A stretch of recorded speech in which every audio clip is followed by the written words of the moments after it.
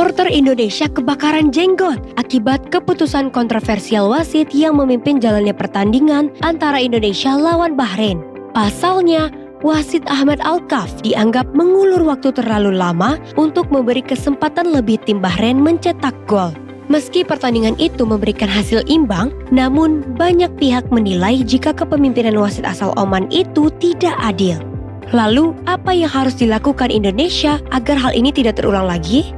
Apakah protes-protes yang disampaikan atas peristiwa serupa membuahkan hasil? Ikuti diskusinya dalam The Hat-Trick bersama redaktur Detik Sport. Tidak hanya mengulas pertandingan semalam, Detik Sore juga akan mengulas berbagai hal yang tengah menjadi banyak perbincangan sejak awal minggu ini. Ikuti ulasan-ulasan berita menarik sepanjang pekan ini dalam Indonesia Detik ini. Untuk menutup edisi kali ini, Detik Sore akan menghadirkan seorang pemuda yang berani mencoba meraih mimpi dengan bekerja di luar negeri.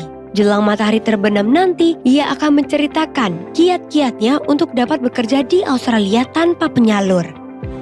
Sekarang mari kita ikuti deretan informasi ekonomi jelang penutupan IHSG. Maka dari itu, kita sambut host kece kita sore ini, Eduardo Simorangkir. Dan tidak ketinggalan, host kemasan saset kita, Eiza Magfira.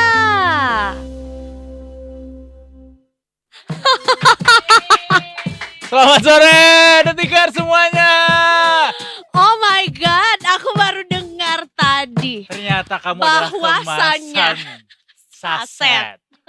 Kunti Bogel. Jadi Jadi ini. Aduh. Jadi ini adalah partner saya, kemasannya adalah travel size ya Detikers ya. Lebih ke sampel kalau aku ya, sampel. Jadi baru dicoba-coba. Oh, takut dicoba-coba. Dia kan kayak yang di bagian di Iya. supermarket. Soalnya sasetan ya. Soalnya Berarti ngomongnya lo sasetan. harus gini. Biar kayak si Unyil. Oh iya betul. Kembali lagi ke di Detik laptop. Sore. Gak cuma ore-ore. Barengan sama Eduardo Simorangkir. Dan Eiza Magfira kemasan saset di sini Detikers. How are you? Ini hari Jumat ya, thank God it's Friday dong. Betul, dan tentunya kalau hari Jumat biasa kita memang menyapa Detikers dengan energi yang berbeda ya. Iya. Sebelum- Vibes-nya sudah weekend soalnya. Betul. Ini tuh jam segini orang-orang udah siap-siap sih menurut gua. Siap-siap meeting. Karena ini juga masih awal bulan. Enggak. Jam Ngejar segini akhir tuh tahun. baru notifikasi meetingnya baru masuk. Betul. Jam 15. 16.00. Iya, habis gitu 15.49 meeting 16.00, nanti 16.59 friendly reminder. Habis gitu ternyata kita mundur ke 17.30. Emang hidup itu emang kadang-kadang suka bercanda. Sebercanda itu. Menurut aku sih sebenarnya aku tuh pengen mention sekarang walaupun nanti mungkin kita akan bahas lebih banyak lagi, yaitu adalah kayak bercanda ya pertandingan kita tadi malam. Wah iya lagi. Ya lo nonton sampai habis gak kemarin? Nonton sampai habis because at first waktu apa tuh namanya Bahrain itu gol pertama, Ya. terus aku bilang guys, and so I watched it with my roommate and my partner. Abis gitu aku bilang kayak guys senang aja. Menurut gue sih 2-1 gitu. Jadi aku tuh menuju akhir tuh kayak wow coba aja. Jadi, Coba aja aku meng-announce itu. Aku pasti kayak akan seru banget ini nih bisa adalah bukti memprediksi. bahwa aku itu adalah titisan Mama Lauren ya kan. Atau enggak ada oktopus apa tuh zaman-zaman Piala Dunia tahun Oh berapa iya benar. ada gurita yang bisa memprediksikan itu. Nah, Coba dari sekarang prediksinya Indonesia lawan China nanti 4 hari lagi kira-kira berapa skornya? Ayo lewat guritaku. China. Wow guritaku. Jadi menurut saya cuka idako. Guritanya kecil juga. Buat di restoran sushi ya. Tahu nggak? Ibuku nggak mau makan cuka idako. Karena Kan kalau orang tuh nggak mau makan baby gurita tuh karena mungkin gui. sesumbar Anda. Mungkin gui atau mungkin amis atau apa. Terus kata ibuku, ibu nggak mau makan itu, kasihan masih bayi udah dimakan. Ih nggak apa-apa tahu Bu. Nggak semua hal ini bayi itu tidak aman untuk dimakan. Menurut aku Enak banget itu prediksi baby octopus. iya kan. Iya. Bapak yang bentuknya the whole octopus aja. Menurut aku lawan China boleh deh aku percaya diri deh. 3-2 untuk Indonesia. 3-2, gokil. Banyak juga golnya. Dari Gunardi 4-0. Gokil. Kalau menurut gue sih 4-0 untuk Indonesia kan, kita 4. Oke, boleh. 2-1 kalau gue bilang. 2 untuk Indonesia. Tapi pertandingan kemarin, balik ke pertandingan kemarin, itu tuh kita kan sempat prediksian juga kemarin. Betul. Bareng sama Pocut sama Afif. Jadi Afif tuh bilang kita akan menang 2-1. Gue bilang 1-1. Terus Pocut bilang 2 sama. Dan kayak gol demi gol tuh memvalidasi prediksi kita. Kayak pas satu sama di akhir babak pertama, udah 1 sama ini mah. Ini pasti pada ngamanin gawang masing-masing udah habis ini. Ternyata jadi 2-1. Udah 2-1 nih bener nih Afif nih sampai akhir. Pertandingan sampai menit ke 100 coba. Ada atau jadi mungkin itu harus keluar dari Kapocut. Iya, angkanya. Gue benci ketika Pocut bilang 2 sama itu, jadi kan manifesting jadinya. Iya benar. Ya kita berharap Kapocut manifesting lagi hari ini untuk pertandingan berikutnya. Gak usah ya, udah kita dengarkan saja. Apa? Kenapa? Oh, kita akan bertemu dengan Brigadir Ade ternyata. Betul ya, tentunya juga yang akan melaporkan hari ini. Katanya sih dari studio ya, coba kita cek dulu. Halo, selamat sore Brigadir Ade. Halo, selamat sore semua. Selamat sore Brigadir Ade. Apa kabar pagi ini? Apakah tidurnya pulas setelah kemarin nonton Timnas? Pulas aja. Pulas ya. Pulas aja. Atau mungkin sebetulnya juga it wasn't a bad game at all sebenarnya kan. Gitu. Jadi kayak ya walaupun mungkin nggak keluar dengan angka menang gitu, tapi ya sebetulnya permainannya cukup baik gitu dari Indonesia. Jadi cukup pulas lah untuk Brigadir Ade ya. Mungkin itu pendapat dari Brigadir Ade yang nonton kemarin. Kemarin nonton tapi Brigadir Ade Tidur. Jadi sebenarnya tidur pulas tuh karena emang. Tapi nggak apa-apa juga sih. Jadinya tidurnya malah jadi pulas. Karena nggak ikut kesel gitu ya sama hasil pertandingannya. Buat yang nonton pasti kayak nonton bisa sampai jam 3 dini hari baru bisa kepikiran buat tidur. Betul. Baiklah Brigadir Ade, hari ini sepertinya lagi di studio aja nih. Berarti kita akan jalan-jalannya lebih banyak lagi dari sudut kota Jakarta. Silahkan Brigadir Ade. Baik, terima kasih rekan di studio. Selamat sore Detikers. Dengan saya Brigadir Ade Sintia hadir untuk menginformasikan arus lalu lintas terkini melalui pantauan CCTV Korlantas Polri. Dan langsung saja CCTV pertama kita menuju ke kawasan Pol Simpang Sadang, Jawa Barat. Di mana kondisi arus lalu lintas pada sore hari ini dari arah Cikopo atau Cikampek yang akan menuju ke arah Purwakarta, arus lalu lintasnya terpantau ramai dan terlihat bahwa perlambatan kecepatan kendaraan di kawasan ini juga terjadi hanya menjelang traffic light.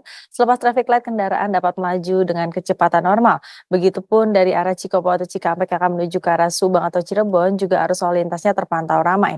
Dan kami pun menghimbau mengingat di kawasan ini banyaknya kendaraan angkutan barang, harap bagi para pengendara untuk menjaga jarak aman dengan kendaraan tersebut. Dan selanjutnya kita bergeser menuju ke kawasan Mega Mall Karawang, Jawa Barat. Arus lalu lintas dari Jalan Jenderal Ahmad Yani akan menuju ke arah Jalan Pantura terpantau ramai lancar, begitupun dari arah Jalan Pantura yang akan menuju ke arah Jalan Tuparef juga terpantau kondusif lancar. Dan antisipasi adanya pertemuan arus di kawasan ini. Dan selanjutnya kita bergeser menuju ke kawasan Raya Lingkar Nagrek. Arus lalu lintas dari arah Garut yang akan menuju ke arah Bandung terpantau kondusif lancar, begitupun dari arah sebaliknya. Dan kami pun menghimbau bagi pengendara walaupun arus lalu lintas di kawasan ini terpantau lancar untuk tetap menjaga batas kecepatan maksimal kendaraan Anda. Dan yang terakhir kita menuju ke kawasan Simpang Kedungan Kaliurang, Yogyakarta. Arus lalu lintas dari arah Kota Jogja atau UGM yang akan menuju ke arah Kaliurang atau Pakem terpantau ramai lancar, begitupun dari arah Manguharjo atau Solo yang akan menuju ke arah Jombor juga terpantau kondusif lancar. Dan kami ucapkan terima kasih bagi pengendara yang telah berhenti di belakang garis stop saat lampu merah, mengingat adanya hak berjalan kaki di depan garis stop. Dan tetap patuhi arahan petugas kami yang berada di lapangan dan jangan menggunakan ponsel saat berkendara. Dan bagi Anda yang ingin mendapatkan informasi tentang kondisi arus lalu lintas terkini, Anda dapat menghubungi call center kami di 1500669 atau dapat melalui SMS Center di 9119. Stop pelanggaran, stop kecelakaan, keselamatan untuk kemanusiaan, Indonesia tertib, dan salam presisi. Demikian Brigadir Ade Sinta melaporkan. Selanjutnya kembali kepada rekan di studio. Terima kasih Brigadir Ade atas laporannya. Thank you. Anak bawel banyak bicara. Cakep. Jangan gunakan ponsel saat berkendara. Cakep. Anda mau geser Brigadir Ade ceritanya, kasih informasi publik. Enggak, aku kan tadi mengutip dari yang udah dikatakan Yang katakan Brigadir Brigadir Ade ya, selalu ya. Jangan gunakan ponsel saat berkendara. Gitu. Terima kasih loh inspirasi Bahaya. untuk pantun Eiza sore hari ini Brigadir Ade. Kita ketemu lagi I di segmen lainnya ya. Baik. Terima kasih. Selamat bertugas semua. Selamat Bye. kembali bertugas. Ya, yang tentunya nanti di sesi kedua masih akan berjumpa lagi juga dari Hopefully. Ya. studio juga. Mudah-mudahan Ya. kita hari ini akan tetap ada market review kan ya? Betul. Ya, walaupun sebenarnya aku tadinya mau juga sih ngomongin soal kita makin banyak hutangnya ke pinjol. Oh iya, nanti Iya. boleh kok ditanyain ke Kita- Mbak Sheryl. Kira-kira ada hubungannya nggak ke pasar modal? Ada pengaruhnya nggak? Nah, Kita akan lihat dulu ada nggak sih sebelumnya orang Detikers. pinjol untuk Orang pinjol? untuk investasi? Investasi. Nanti kita bahas habis ini ya. Kita coba Oke. Kita lihat dulu sentimen-sentimen yang mempengaruhi perdagangan pasar hari ini Detikers. Ini dia, itu dia, ini dia.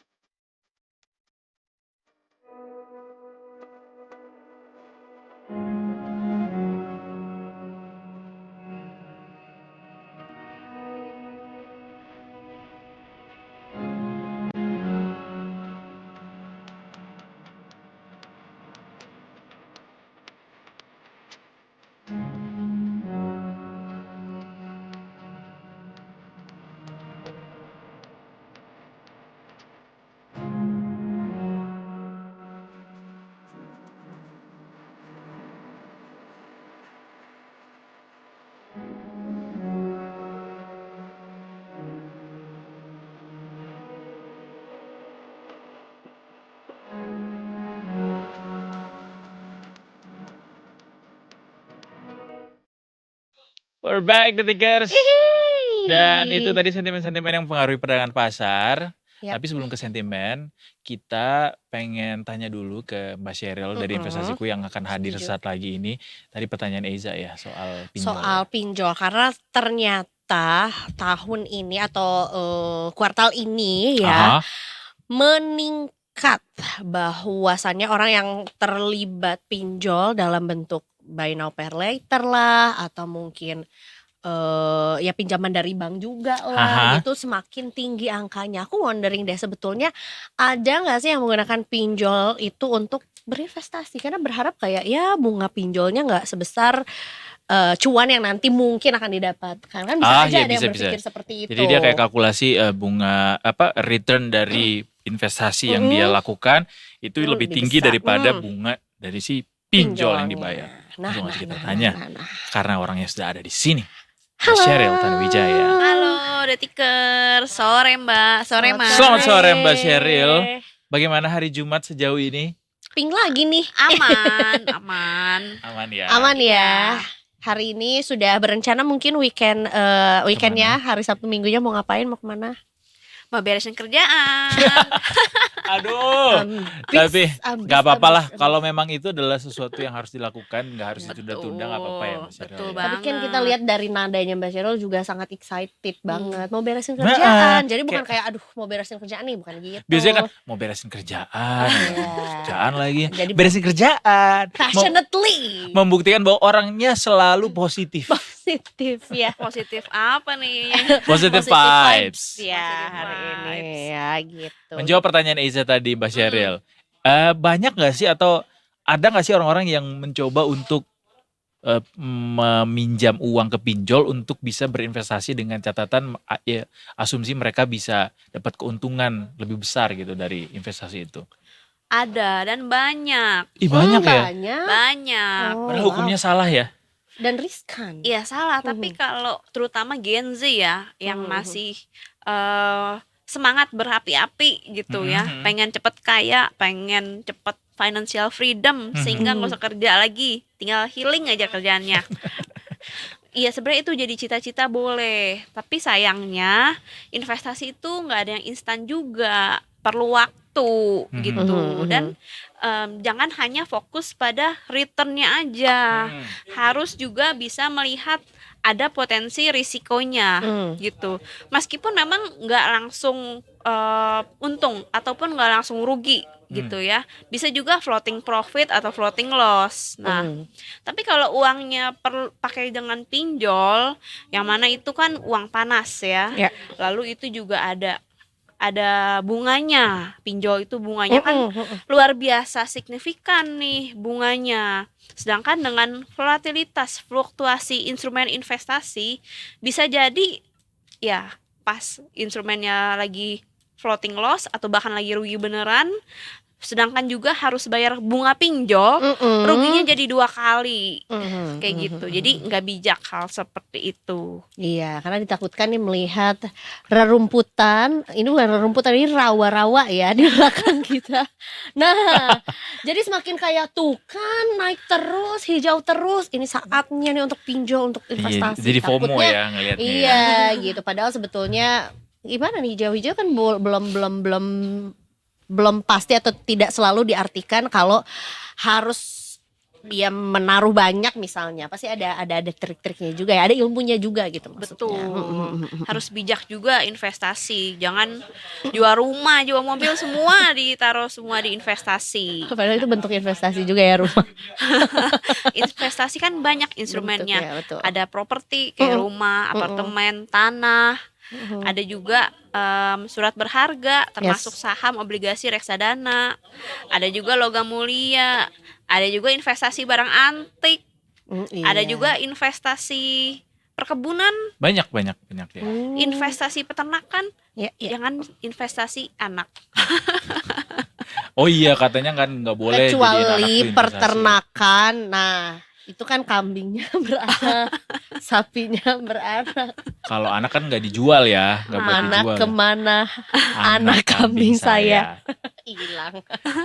Iya. Kalau kata Pak Firman tuh apa aja bisa dilakukan untuk bisa mencapai sebuah investasi lewat pakai cara apa saja. Tapi bedanya kita tuh sama yang lain adalah kita tuh harus punya wisdom. Harus Betul bijaksana banget, ya. harus bijak.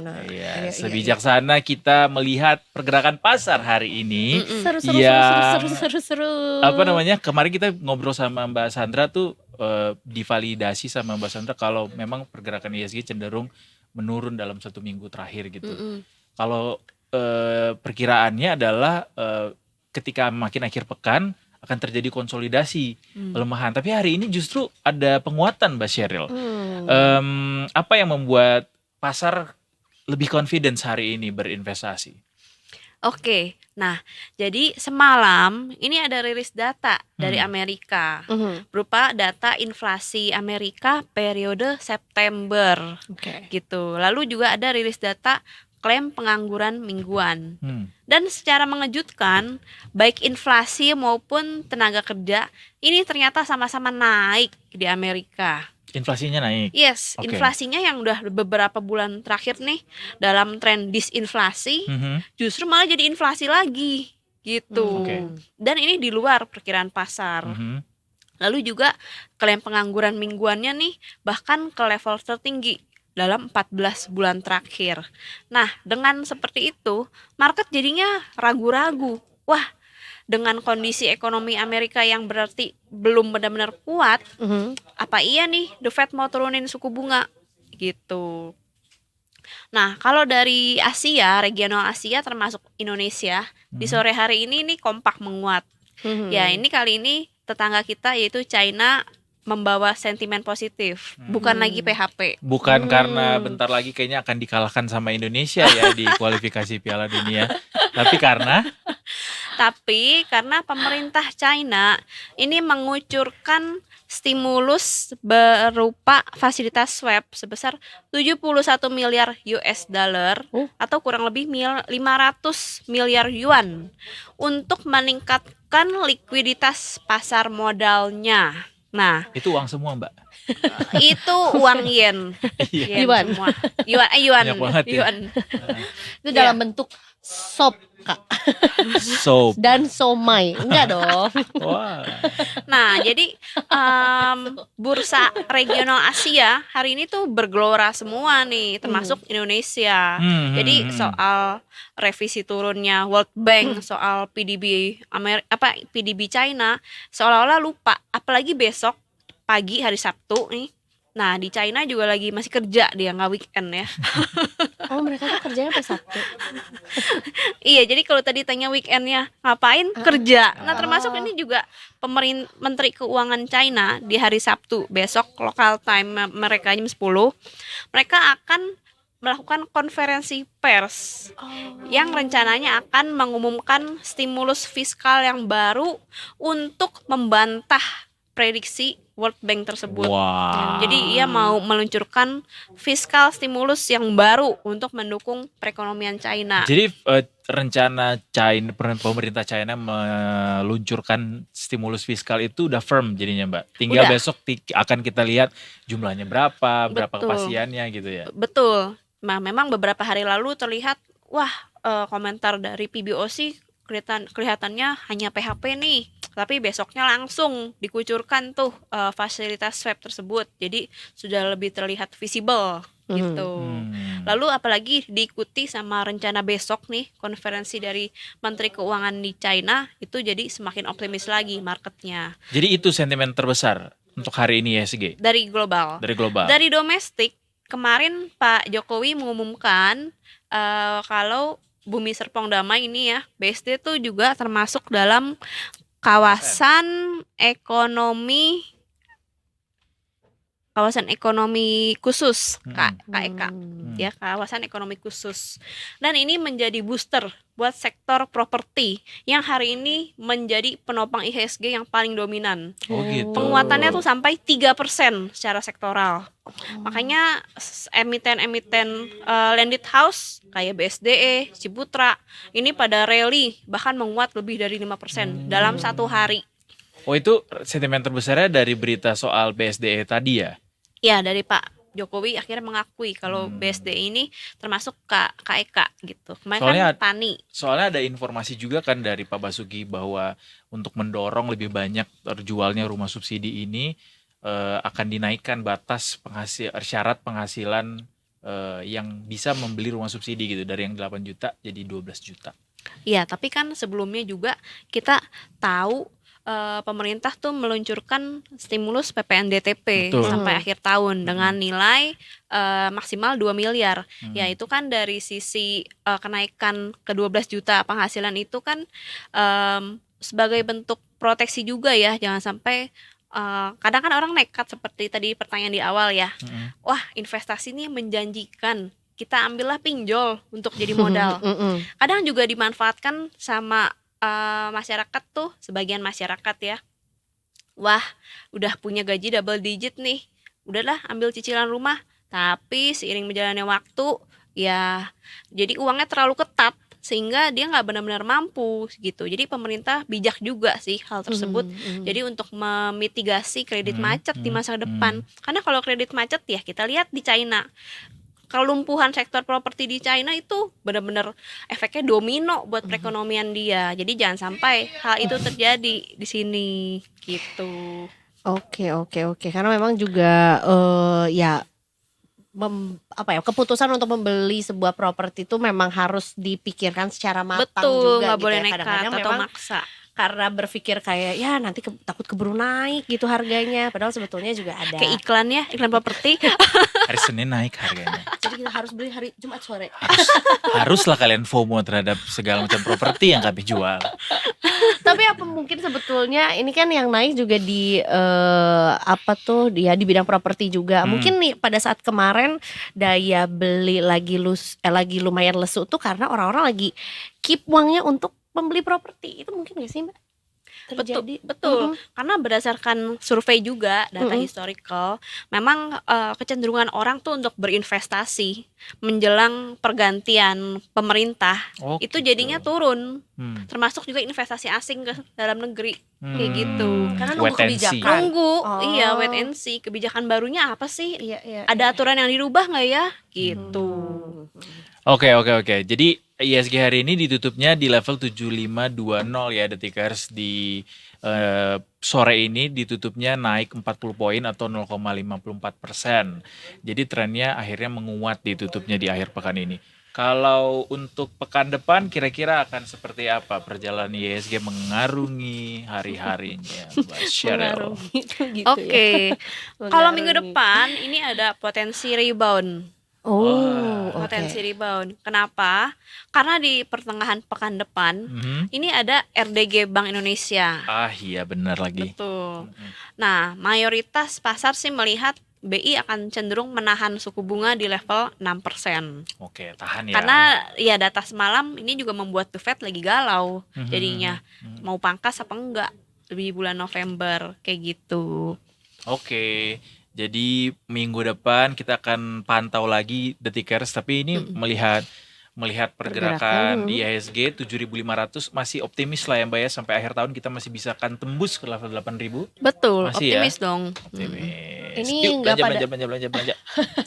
Belanja dulu ya. Justru aku mau nanya, ini di weekend ini nggak pada profit taking gitu? Mau Iya. weekendan, mau Iya. apa kek? Mau Mungkin ada liburan? faktor ini ya, apa tanggal muda ya. Masih Oh pada ya ya. Atau lagi baru pada dapat Gas keras. insentif kayaknya setelah tanggal 10 nih. Oh gitu. Nah, mungkin juga gara-gara itu ya. Atau udah pada duluan profit takingnya ya Mbak di awal pekan kemarin ya. Justru ini jadinya pada optimis ya, terpengaruh dari Asia tadi, Iya, dari angin China. segar dari Betul. China tadi ya. Mm-mm. Jadi kita Oke deh. nantikan pergerakannya, bukan pergerakannya, kita nantikan apa berita yang dibawakan besok pagi ya, Betul. yang pasti mempengaruhi juga nih Mm-mm. market kita. Terima kasih Mbak Sheryl Makasih, atas Mas. waktunya. Makasih, Mbak. Apa ada Terima pantun kasih. sore ini? Aduh, ditodongin pantun nggak ada persiapan aku. Oke. Sekarang kita minta sekarang hari Senin disiapin ya Oh, buat kita ya. Boleh. Makan tomat Bener ya, pakai Mbak? terasi. Cakep. Ayo semangat berinvestasi. Iya, bagus. Bagus. Bagus banget. Bagus. Ayo semangat berinvestasi. Semakin terasa ya skill gua. Adalah sedikit-sedikit peningkatan, Kak. Iya, berarti tiap segmen Eiza akan memberikan pantun untuk membuka. Menyusahkan diri Percakapan sendiri kita. nih kayaknya aku. Abis ini kita mau ke segmen yang baru Oh, di wow, Detik wow, wow, Sore wow. Detikers. Namanya The Hat Trick. Yes, sudah jelas ini kita akan membicarakan membicarakan mengenai kegemasan kita tadi malam ya, dini hari tadi yang kita akan tumpahkan semuanya di segmen ini. Ih bener banget. Kita akan ngobrol bareng sama Detik Sport Detikers. Jangan kemana-mana. Anyway, terima kasih investasiku. Makasih. Terima kasih Mbak Seri. Kita ke segmen selanjutnya, tapi kita mau break dulu Detikers. Jangan kemana-mana, tetap di Detik Sore. Gak cuma hore-hore.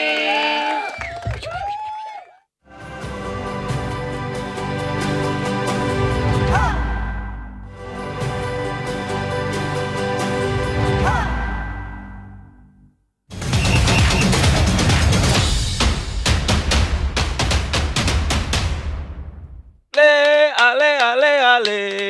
Itu menyambung lagunya ya ternyata ya. Ini udah masuk. Sorry kalau ale jadi minuman jeruk loh. Oh iya. Aduh. Maksud gua tadi tuh Alessandro Del Piero. Oh, yang sebenarnya juga nggak ada hubungannya dengan yang akan Enggak, kita kalau ini obrolkan. lebih ke ekstra. Nah, itu. Extra effort Indonesia tadi malam. Yang lebih ekstra effort tuh yang sebelahnya kayaknya ya. Iya sih, karena memang berusaha untuk Berusaha sampai mengimbangkan posisi. sampai pertandingan harus diperpanjang Enggak. selama-lamanya. Ya. Anyway, kita berdua masuk lagi ke segmen terbaru dari persembahan Detikom Detikers. Ada The Hat Trick kali ini. Barengan sama penguasa Bumi dan surga. sayap kanannya Detikom. Penguasa bumi dan surga. Kayak Dewi Persik jadinya. sorry. Ya, ada Afif Farhan dan Lukas, bukan Matius Markus di sini. Ada Mas Lukas dan Afif di sini. Selamat sore. Selamat sore guys. Apakah tidur kalian nyenyak malam ini? Malam tadi? 3 jam aja sih. Bentar gue nelpon polisi dulu ya. Oh, iya. Ada ini apa perampokan kemenangan timnas. Wow. Tapi tadi Brigadir Ade tidurnya nyenyak-nyenyak aja. Karena nggak nonton. Iya, benar. Yang nonton justru nggak bisa nyenyak karena pada masih kesel ya. Iya. Masih pada kesel nggak?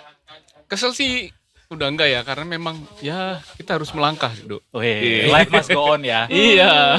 Harus move on tapi masih ada sakit dikit sih. Iya sih. Jangan Sakit terlalu lama terjebak di masa lalu. Wah, iya wow. lagi. Tapi kita harus evaluasi, Mas. Betul. Iya kan? Kalau orang-orang bijak yang ada di media sosial bilang kemarin tuh oke lah misalnya ada ketidakadilan yang kita lihat karena wasit sepertinya berat sebelah gitu ya. Tapi apa yang bisa jadi sorotan dari apa yang dilakukan timnas kemarin selain daripada kontroversi yang dilakukan sama wasit? Yang jelas ada pelajaran yang diambil ya.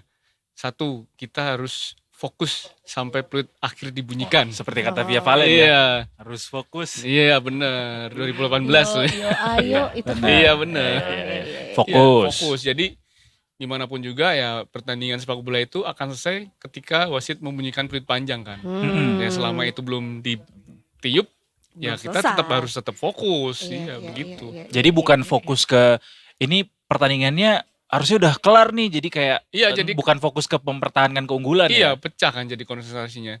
Jadi itu yang harus menjadi catatan sih buat tim pelatih. Ketika besok wasit belum meniup peluit akhir ya berarti pertandingan masih berlangsung. Gue mau tanya sih ke Edo sama Iza, gue mau nanya 90 tambah 6 tuh berapa? 99. Kalau ngikutin 90 apa yang tambah diajarin 6. 90 tambah 6. Iya. 100 sudah berubah sekarang. Masa jangan ditambah-tambahin. Iya benar. 90 tambah 6 tuh 99 kalau kata wasit yang semalam. Wasit Alkaf. Mungkin dia konsepnya investasi, Pak. Jadi ada imbal hasilnya. Itu dia. Oh, benar. Bisa aja lagi. Ada bunganya. IHSG-nya lagi naik gitu ya. Iya sih. Karena aku Iya, ada juga bingung bunganya. kayak Iya, loh. iya. Kok gitu. Kalian Kenapa lebih tidak? kalau ya benar kata Lukas gitu harus kita move on tapi ya memang sakit hati sekali sih Pak melihat pertandingan semalam gitu kan. Iya, karena kita Iya. sempat melihat juga ada beberapa pemain yang juga udah kayak loh. Iya, Iya. bahkan kan terakhir Loh, kok? sempat ada ribut-ribut kan, Shane Patiyama sempat berantem, Iya. terus manajer timnas Sumarji di kartu merah dan memang kalau menilik pada law of the games gitu ya, peraturan soal Asosiasi Badan Sepak Bola Dunia gitu kan. Injury time itu kan bisa diberikan ketika ada 8 poin kalau nggak salah. Iya. Kayak misalnya substitution pergantian pemain, ada misalnya wasting time, ada jeda minum ya kan, ball break, terus juga misalnya ada penanganan cedera. Tapi kan kita lihat di babak kedua itu tidak banyak seperti momennya nggak banyak terjadi yang berarti gitu insidennya seperti babak pertama gitu kan. Babak pertama Malik Rizaldi sama backnya Bahrain sempat duel kepala di udara gitu kan. Iya, dia Sampai bocor gitu kan. berdarah tuh Langsung ya. dipakai sarung tinju main UFC kan enggak gitu kan. Jadi ya Pakaiannya bandol, Iya, ya ampun. Jadi kupluk. Itu Buat tahan keringat ya. Dikasih kupluk kayak Witan kan. Iya kayak Witan. Kalau Witan kekecilan Pak. Kebesaran tuh ya. Jadi ya memang di babak kedua sebenarnya tidak ada insiden berarti sih, tapi ya memang ya PSSI juga kecewa gitu, STI juga kecewa, pemain kecewa, tapi ya terdekat lawan Cina 15 Oktober harus bangkit sih. Harus sih, 3 Iya, poin wajib ya. Kalau Harus mau iya. menjaga asa untuk bisa lolos Iya betul. setidaknya round selanjutnya ya. Round empat ya. Iya. Karena sebetulnya juga ada beberapa pelanggaran-pelanggaran yang dianggap aneh semalam Ya, sebetulnya. Yang, seperti yang dilakukan oleh Rafael Struijk itu, yang sebenarnya pemain Bahrain yang melakukan pelanggaran, tetapi malah bolanya buat Bahrain. Nah, itu yang aneh kadang-kadang kita. Ini agak lain Gak nih. kelihatan kali Agak ya. lain. Emang lagi tren sih agak Iya, lain iya, sih. iya. Film Iya. banyak Ya, betul. penontonnya tahun ini. Tapi yang bikin juga kesal atau sorotan juga jadinya pada ke AFC. Ya, Kenapa sorotan akhirnya pada ke AFC? karena penunjukan wasit itu dilakukan oleh AFC. AFC. Iya. Hmm. Dan kualifikasi Piala Dunia zona Asia ya penyelenggaranya AFC. Tapi boleh nggak sih Mas kayak wasitnya ini kan ada semacam bukan konspirasi, tendensi melihat bahwa wasitnya ini kan dari Timur Tengah, walaupun negara beda tapi dari Timur Tengah, which is dia memimpin pertandingan salah satu negara Timur Tengah. Ya. Itu juga yang jadi tendensi kita buat nuduh bahwa ini ada konspirasi ini di sini gitu. Boleh nggak sih kayak gitu? Ya sebenarnya dari awal manajer timnas Pak Sumardi juga udah bilang gitu kalau ya kita berharap wasitnya bisa fair play lah. Bahkan ketua PSSI Pak Erick Thohir juga bilang gitu kan yang ini kan Wanti-wanti. iya wanti-wanti gitu. Ini kan levelnya udah Piala Dunia masa wasitnya kayak begitu gitu kan. Tapi ya pada akhirnya memang ini kan si wasitnya Ahmed Alkaf ini dari Oman. Oman sama Bahrain ini satu asosiasi sepak bola Pak ya. Kayak kalau di sini AFF. Kayak Iya, AFF iya, gitu iya. karena mereka Timur Tengah satu kawasan gitu kan. Iya. Dan ya itu sudah menjadi tanda tanya sih maksudnya ya kenapa enggak wasit let's say dari misalnya dari Jepang atau Ya. dari Korea Ya, atau dari betul. China gitu kan. Australia misalnya Atau dari kan. Australia Iya, gitu. iya. Kan sebenarnya memang tidak boleh wasit itu memimpin pertandingan yang emang dia berasal dari negara itu, atau wasit itu negaranya main di grup itu gitu. Kayak misalnya kemarin kita ya Indonesia Bahrain, tapi wasit dari Jepang, kan Jepang satu grup sama kita, itu nggak boleh gitu sih.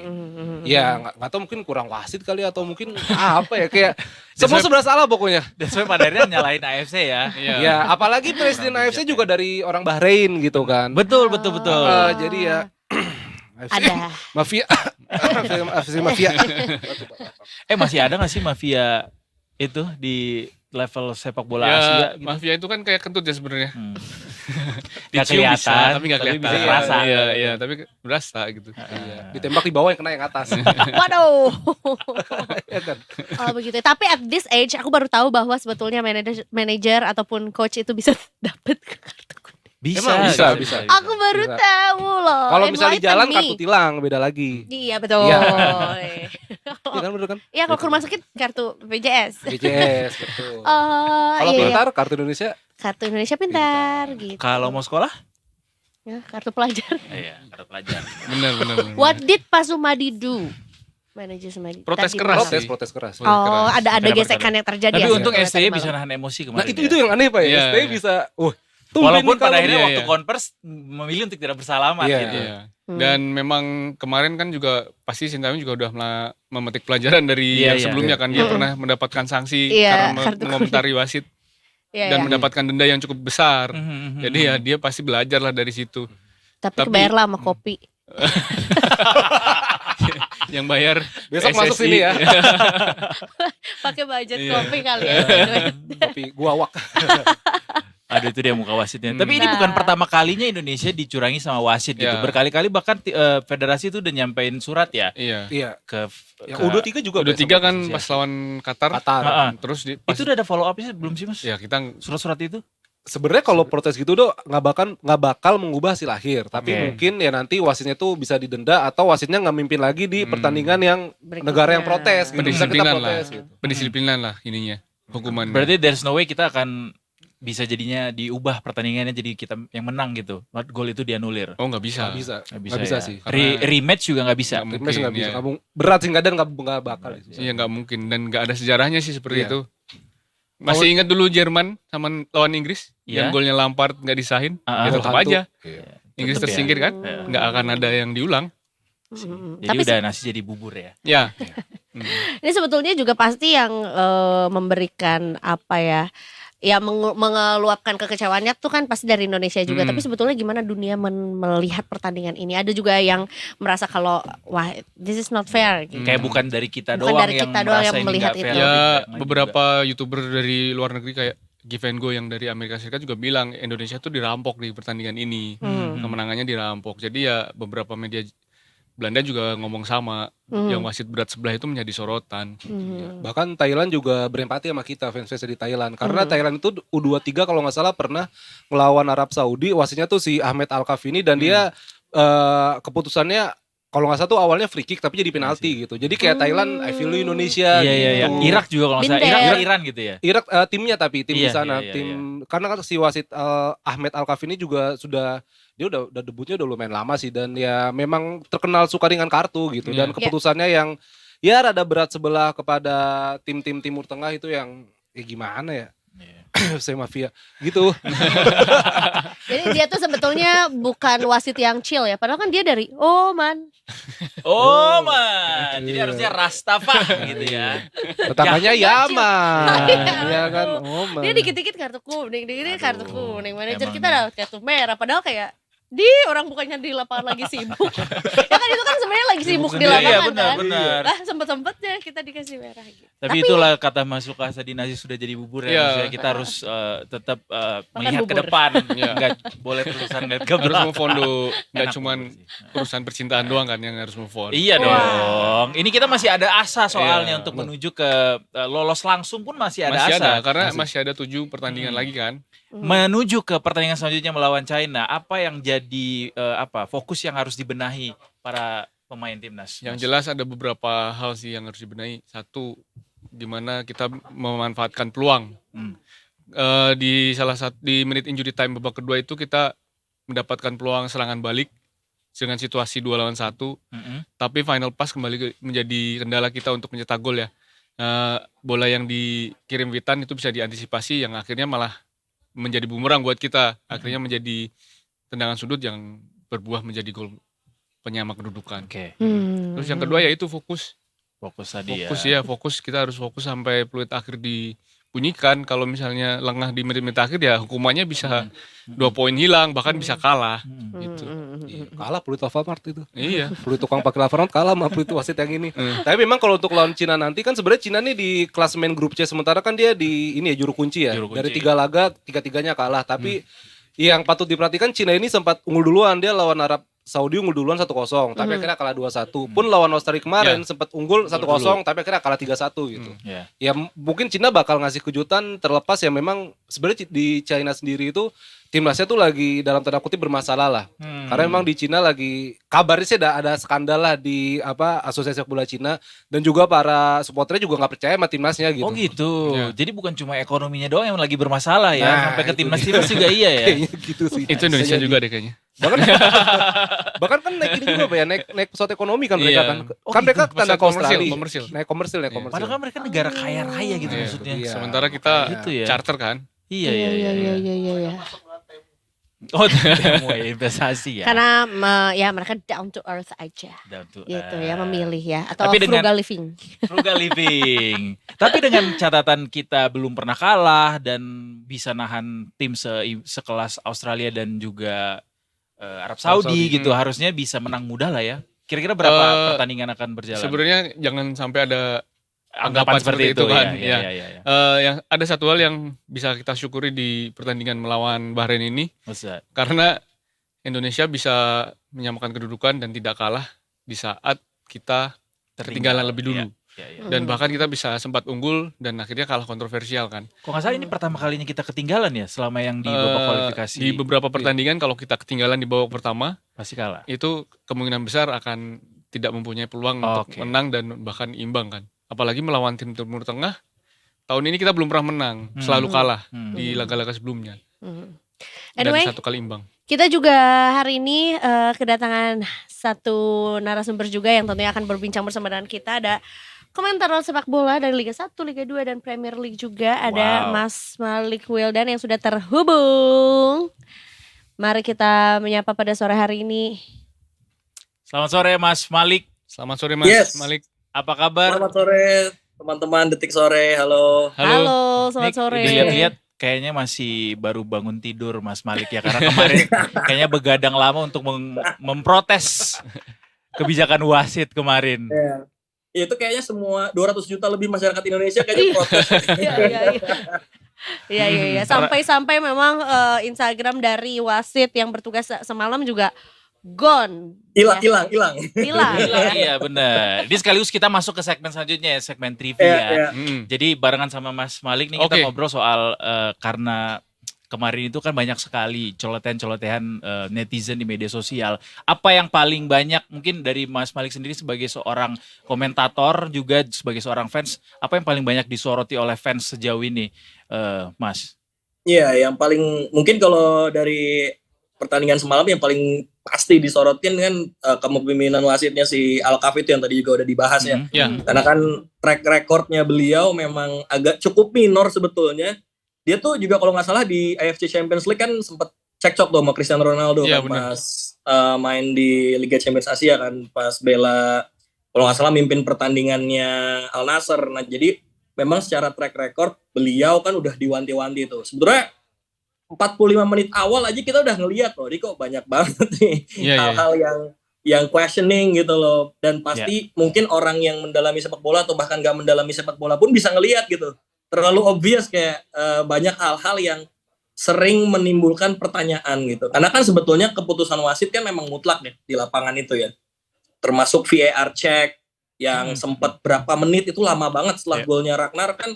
Maksudnya itu gol nggak ada indikasi offside, nggak ada indikasi handsball. Mungkin ada sedikit dorongan sih dari Hilgers gitu. Tapi kan itu bukan dorongan yang akhirnya membuat pelanggaran terjadi. Itu kan juga VAR check-nya lama. Dan wasit sebetulnya punya keputusan mutlak untuk langsung mengesahkan gol. Jadi dari situ aja udah keliat di 45 menit awal. 45 menit kedua malah makin parah kan keputusan-keputusan yang dia buat. Salah satunya kalau yang aku paling soroti itu ketika sebetulnya Rafael tuh nendang, mungkin masih ingat, jadi nendang bola dijegal tapi malah drop kick, malah drop ball gitu loh. Nah, drop ball itu kan sebetulnya situasi kalau 50-50. Nah, pas Rafael nendang itu sebenarnya dia yang dihadang, yang dijegal. Indonesia harusnya mendapatkan tendangan bebas. Itu memang sebelum golnya Rafael terjadi, tapi dari situ aja udah, wah kok nih wasit makin parah gitu. Dan akhirnya ya puncaknya kan di 90 menit tambah 6 yang akhirnya meme-nya muncul ya, 90 tambah 6 ternyata 99. Pakai konsepnya investasi dia Mas. Sampai Jerome ikutan ya. Iya, jadi konten ya. Oke. Iya.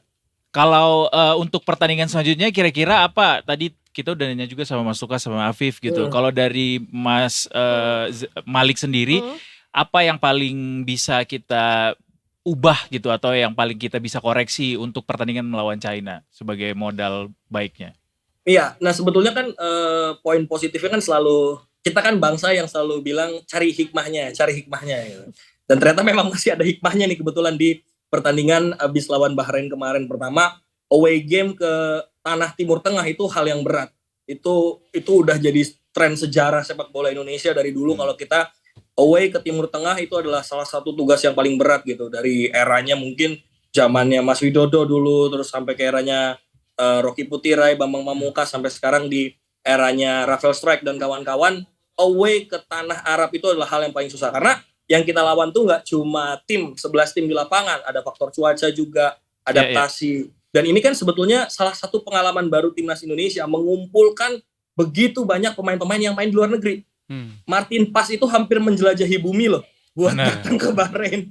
Itu hampir muter setengah global. Dia cuma buat datang ke Bahrain dan kayaknya bakal jadi muterin satu dunia karena abis ini ke Qingdao kan. Bakal ke Cina lagi terus dia bakal pulang. Jadi artinya tantangannya begitu berat. Itu adalah fenomena yang dihadapi oleh sepak bola Indonesia di era baru kita nih. Era yang betul-betul membuat seluruh fans berharap gitu. Dan dari pertandingan lawan Bahrain, salah satu hal positifnya adalah sejauh ini kan kritikan terus tajam nih dilancarkan kepada Rafael Strike lah, bahkan dibanding-bandingkan sama generasi-generasi sebelumnya gitu. Tapi ternyata dia bisa menjawab dengan salah satu gol yang menurutku juga cukup elegan ya, cukup maksimal gitu, bisa didapatkan di momen yang krusial. Dia cetak gol, itu adalah gol pertamanya di first team, di senior team, karena kan kalau di U23 dia sebetulnya udah golin juga di kualifikasi Piala Asia U23, terus waktu itu juga sempat golin yang lawan Korea Selatan 2 kali, itu kan sebenarnya juga udah jadi bukti gitu. Jadi ya stop lah kritik pemain gitu, kalau mau kita kasih kritik yang membangun. Nah setelah itu juga kita bisa dapat poin 1. Nah poin 1 ini kan salah satu poin yang menurutku bisa jadi modal juga, karena dari 3 pertandingan kita termasuk 6 tim di babak ketiga kualifikasi Piala Dunia ini yang belum kalah-kalah. Termasuk sama Jepang, sama Korea Selatan, sama Uzbekistan juga kalau nggak salah, satu lagi aku lupa. Jadi itu modal berharga gitu loh. Kita yang perlu orang ingat adalah kita tuh tim paling rendah sebelum akhirnya jadi Hong Kong ya, yang paling rendah di kualifikasi ini. Itu peringkat FIFA-nya. Jadi ini adalah sebuah pencapaian yang begitu besar yang didapatkan oleh Indonesia, dan kita tuh berangkat dari ronde 1 kualifikasi Piala Dunia loh. Dari lawan Brunei. Itu yang mungkin orang banyak lupa. Kita tuh berangkatnya dari lawan Brunei dulu. 2 leg. Jadi ini adalah perjalanan yang begitu panjang dengan 3 pertandingan kita belum terkalahkan, menghadapi China yang saat ini berada di juru kunci, tadi juga sudah dibahas ya. Sekarang berada di peringkat paling bawah, dia belum menang-menang, tapi memang China tetaplah China gitu. Mereka punya iklim sepak bola yang juga cukup kadang menyulitkan kita. Kita juga sudah cukup lama nggak pernah menang di tanah wilayah China, Korea Selatan, dan Jepang gitu kan. Jadi ini adalah sebuah tantangan baru buat kita, tapi dengan 3 modal pertandingan belum terkalahkan, apalagi kita selalu bisa mempersulit lawan. Kita selalu bisa memberikan tekanan dari awal. Lawan Arab Saudi, kita tekan di awal, akhirnya cetak gol, Ragnaro Ratmangun. Lawan Australia memang nggak golin, tapi kalau lihat 45 menit awal, itu kita nyerang terus. Nah, lawan Bahrain, agak telat panas, tapi kita unggul 2-1 sebelum akhirnya kontroversi itu terjadi, kita tetap menguasai pertandingan. Nah, harusnya menghadapi tim yang statusnya berada di bawah levelnya Australia, Arab Saudi, kita bisa berbicara banyak sebelum nanti di bulan November itu adalah pertandingan yang paling kita tunggu-tunggu sih lawan Hajime Moriyasu dan pasukannya. Wah. Lawan Jepang aja kalau udah seri udah bagus Mas ya. Lawan Jepang aja kalau udah imbang udah libur nasional tuh kayak. Iya, selebrasinya harusnya lebih panjang lagi ya kalau misalnya bisa. Mas Malik, soal 3 pemain debutan Mas, Malik Rizaldi, Eliano dan Miss Hilgers. Kalau menurut Mas Malik, setuju nggak kalau mereka kita bilang tampil bagus? Ya, setuju. Karena kalau ini kan semuanya main di menit-menit yang berbeda ya. Ya. Eliano Reinders masuk di second 45 half, terus juga kalau Malik Rizaldi sama Mes main dari awal. Nah itu kan semua fluktuasinya beda-beda tuh, momen-momennya kan beda-beda. Nah kalau Mes mungkin salah satu hal yang cukup disoroti kan dia benar-benar baru, benar-benar baru datang. Bahkan banyak juga beberapa ex pemain, terus juga pelatih dan pengamat sepak bola juga bilang bahwa Mes itu kalau bisa jangan diturunkan sejak awal, tapi ternyata pelatih punya sudut pandang lain nih untuk sempat mengganti Rizky Ridho dengan Jordi Amat dan diduetkan antara Jordi dengan Mes. Ternyata Mes menjawab tantangan itu di 45 menit awal, karena gol yang tercipta dari Bahrain itu kan bukan skema open play, itu kan skema tendangan gledek yang bagus banget dan akhirnya masuk ke gawang Indonesia. Jadi secara open play Bahrain nggak bisa mengembangkan permainan untuk menembus pertahanan antara Mes dan juga Jordi. Nah kalau Malik Rizaldi kita kan sempat deg-degan tuh ketika pelipisnya. Iya, di awal benar. Dan itu cukup awal. Iya, itu dalam banget, sempat kelihatan kamera. Ya, tapi ternyata dia bisa main sampai 60 menit lebih, 1 jam loh. 1 jam main dalam kondisi pelipis habis dijahit. Dan memang dipanggilnya Malik Rizaldi ini bukan tanpa alasan. 40 laga terakhir dia di Liga 1 ya. Itu kan dia bisa cetak 15 gol. Sama Persebaya pun dia jadi andalan di lini depannya Persebaya. Jadi memang dia menjawab tantangan dengan bagus dan ternyata hidup. Front three kita sama Ragnar, sama Rafael dan juga Malik Rizaldi. Di situ kan Malik jadi nopang pergerakan bola antara Ragnar sama Malik Rizaldi. Akhirnya Rafael jadi pemain yang ngedestroy lini pertahanan lawan. Jadi kalau banyak orang bilang, gue pusing ngelihat Rafael main di babak pertama loh. Yang bikin gol pertama Indonesia itu juga gara-gara Rafael bikin scramble di pertahanannya Bahrain. Kan dia sempat ngasih cutback tapi nggak ada yang nyambut kan. Nah itu kan mulai kacau pertahanannya Bahrain. Terus tadi yang terakhir Eliano. Eliano ini kan masuk sebetulnya main di posisi yang bukan posisinya dia. Iya, gantiin Sandi soalnya ya. Iya. Dia gantiin Sandi. Kalau di Pexwolle kan dia main di sayap kiri atau sayap kanan kan. Tapi dia tiba-tiba harus main di kanan luar, artinya ada adaptasi. Tapi ternyata STY cepet langsung ngasih tactical approach, karena nggak lama dari Eliano main, Marcelino masuk kan. Nah itu di situ permainan mulai berubah tuh. Marcelino masuk, Witan masuk, akhirnya jadi salah satu proses tactical approach yang bagus. Nah memang tugasnya mungkin di faktor X ya, artinya pendekatan pemain, Eliano dan Mes ini kan masih butuh kenal satu sama lain gitu. Jangankan pemain yang main di satu liga ya. Jangankan pemain yang main di liga yang beda, yang main di satu liga aja kadang belum kenal satu sama lain gitu. Ya, artinya ini ada faktor X yang mungkin harus ditingkatkan oleh para pemain. Dan kalau kayaknya sekarang di jagat sosial media udah bukan jadi rahasia umum lagi ya, para pemain itu kan juga mulai mempertontonkan keakraban mereka. Sampai kalau nggak salah pernah ada isu yang bilang kok ini timnas latihannya bercanda-bercanda terus gitu. Iya. Iya benar. STY ditanya itu. Ada tautan seperti itu dan STY jawab lah ya, itu cara mereka bikin environment bagus gitu. Yang seriusnya kan nggak mungkin dipertontonkan di sosmed dong, nanti ketahuan apa. Iya benar. Dan itu bukti mereka enjoy ya Mas ya. Iya. Betul. Ya. Tapi Mas mau nanya juga Mas Alik, ini kan juga mungkin beberapa fans terpecah nih Mas, ada yang bilang kalau kenapa pemain timnas nggak dirty play aja gitu ketika udah unggul ya kan, kayak guling time ya. Iya kayak guling-guling lah gitu di lapangan gitu. Drama give them the drama. Iya, tapi memang lain sisi ada juga yang bilang kalau sebenarnya berarti para pemain timnas mau fight terus gitu. Mereka sebenarnya mau fight gitu. Mungkin apakah memang para skuad Garuda ini harus belajar main kotor gitu Mas, atau bagaimana Mas? Gitu? Mending pendekatan yang mana ya? Iya, tapi sebenarnya kan di sepak bola itu hal yang biasa gitu Mas. Iya. Ya mungkin istilahnya bukan dirty play ya, tapi lebih ke komposisi untuk bermain lebih taktis di momen-momen yang krusial. Karena kalau dirty play kayaknya itu udah jadi jatahnya tim-tim negara-negara yang kita sudah tahu itu ya. Oh Bahrain ya. Oh Vietnam Maksudnya maksudnya. kalau dirty Oh play, Vietnam. kalau dirty play biar jadi jatahnya mereka gitu. Tapi kalau aku lebih menyoroti,nya level gini, di sepak bola itu ada yang namanya insting pemain-pemain yang udah punya pengalaman di jam-jam dan level pertandingan yang tinggi.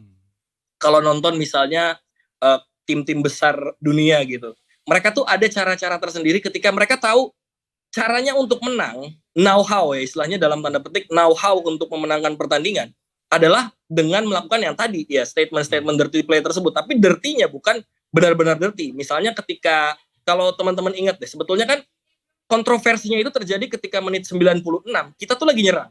Iya. Kita tuh lagi nyerang kondisi 3 lawan 2.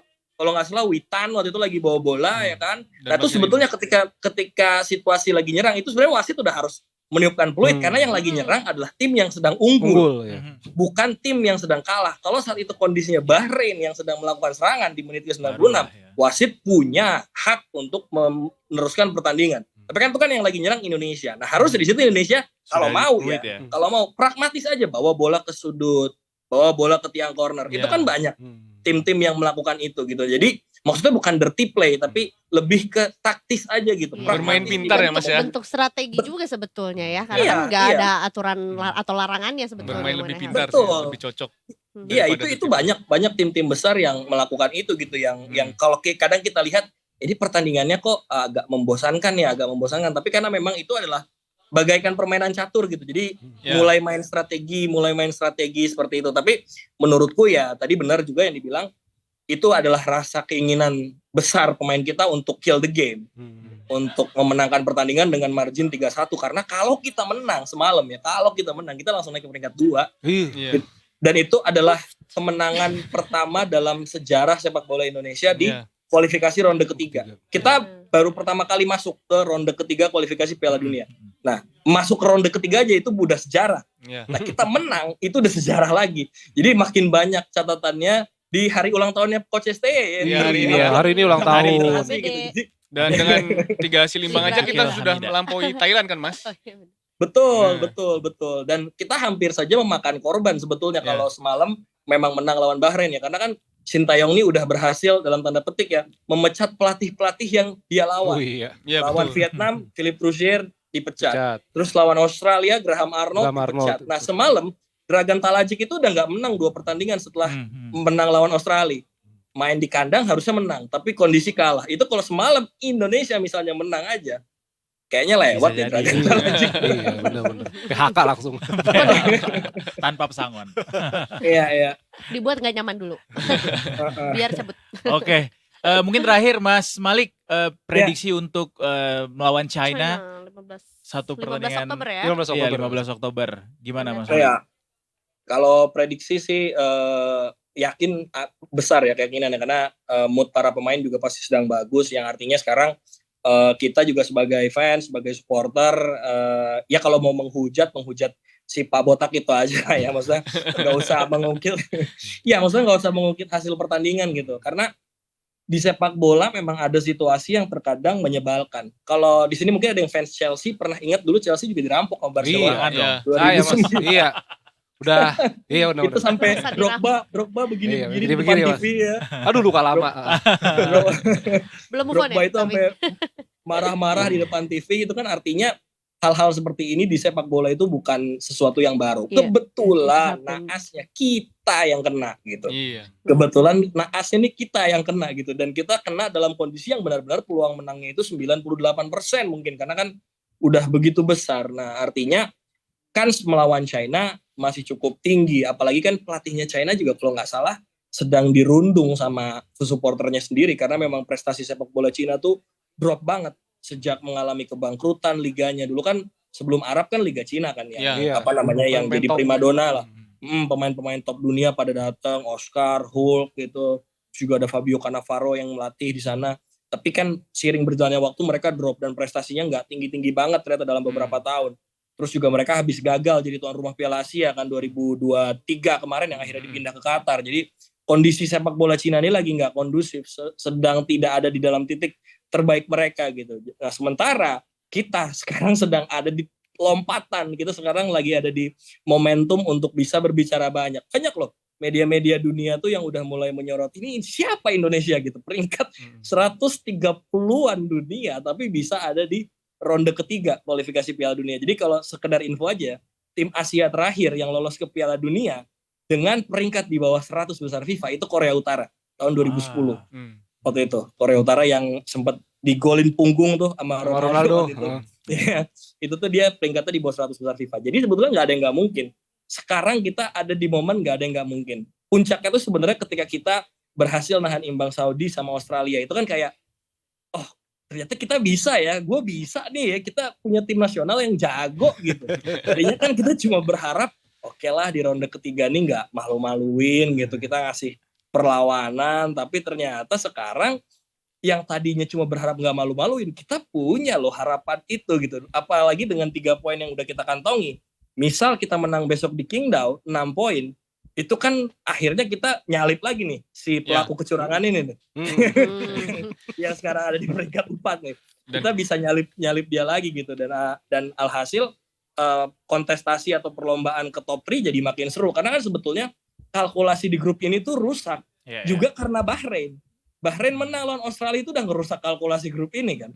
Tadinya kan kalkulasinya grup ini adalah Australia sama Jepang yang paling besar peluangnya. Tapi di matchday pertama tiba-tiba Bahrain menang lawan Australia. Itu kalkulasinya rusak. Terus udah makin rusak lagi ketika Australia ditahan imbang sama Indonesia. 2 pertandingan awal Australia nggak menang. Nah artinya sekarang Indonesia adalah tim yang paling digarisbawahi, punya momentum. Karena dari 3 pertandingan di grup ini kita yang belum pernah kalah.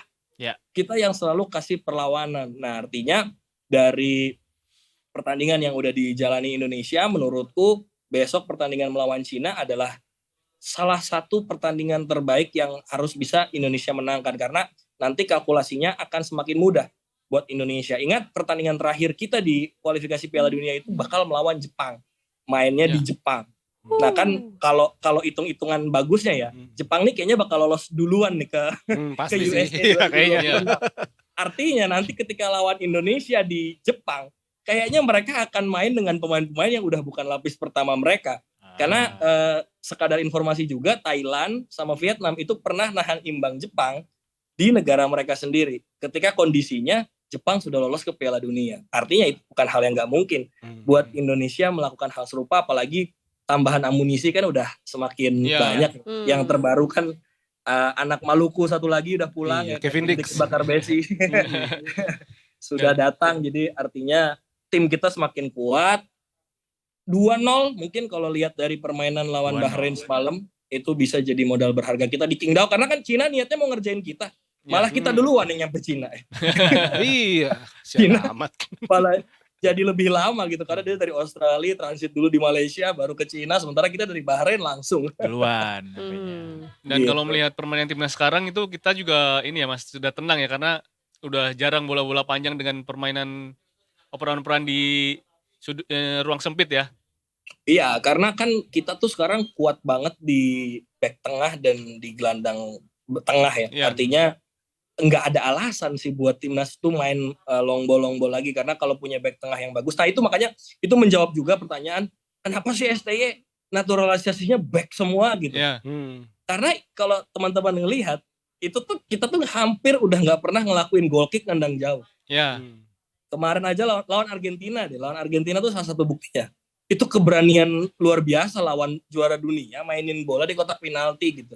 Itu kan artinya sekarang misi awalnya atau taktik awalnya STY adalah bagaimana semua pemain itu bisa menguasai bola dulu.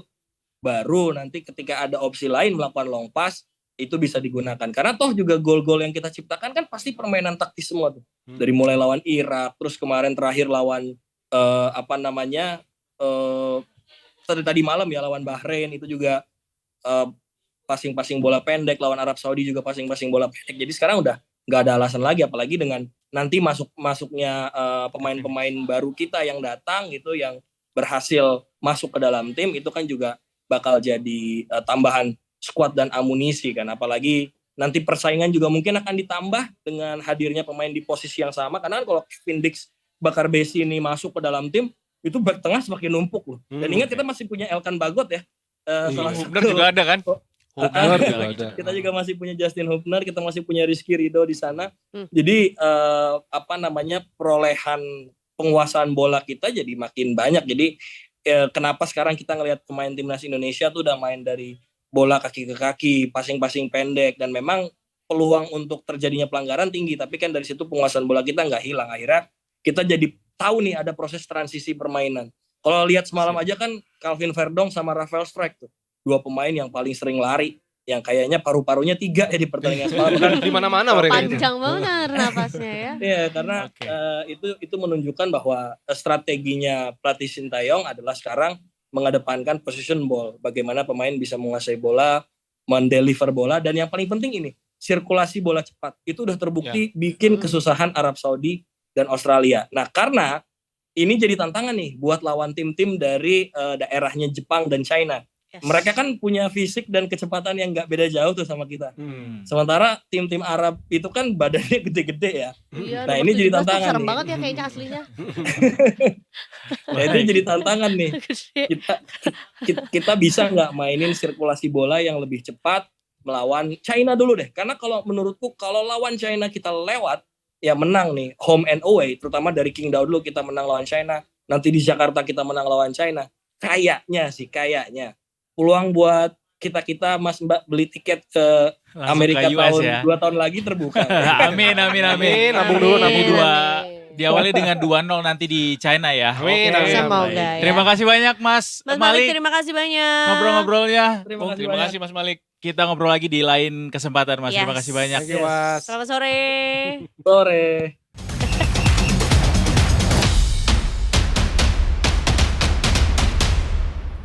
Sore. Ayo. Emang Seru. kalau ngobrolin sepak bola aja tuh bisa lama banget. Apalagi kalau satu pertandingannya bisa lama banget, apalagi sepak bola secara keseluruhan ya. Iya. Jadi berarti kita tinggal menunggu aja ya pertandingan berikutnya tanggal 15 Oktober juga Hari Selasa memberikan. jam 7 malam.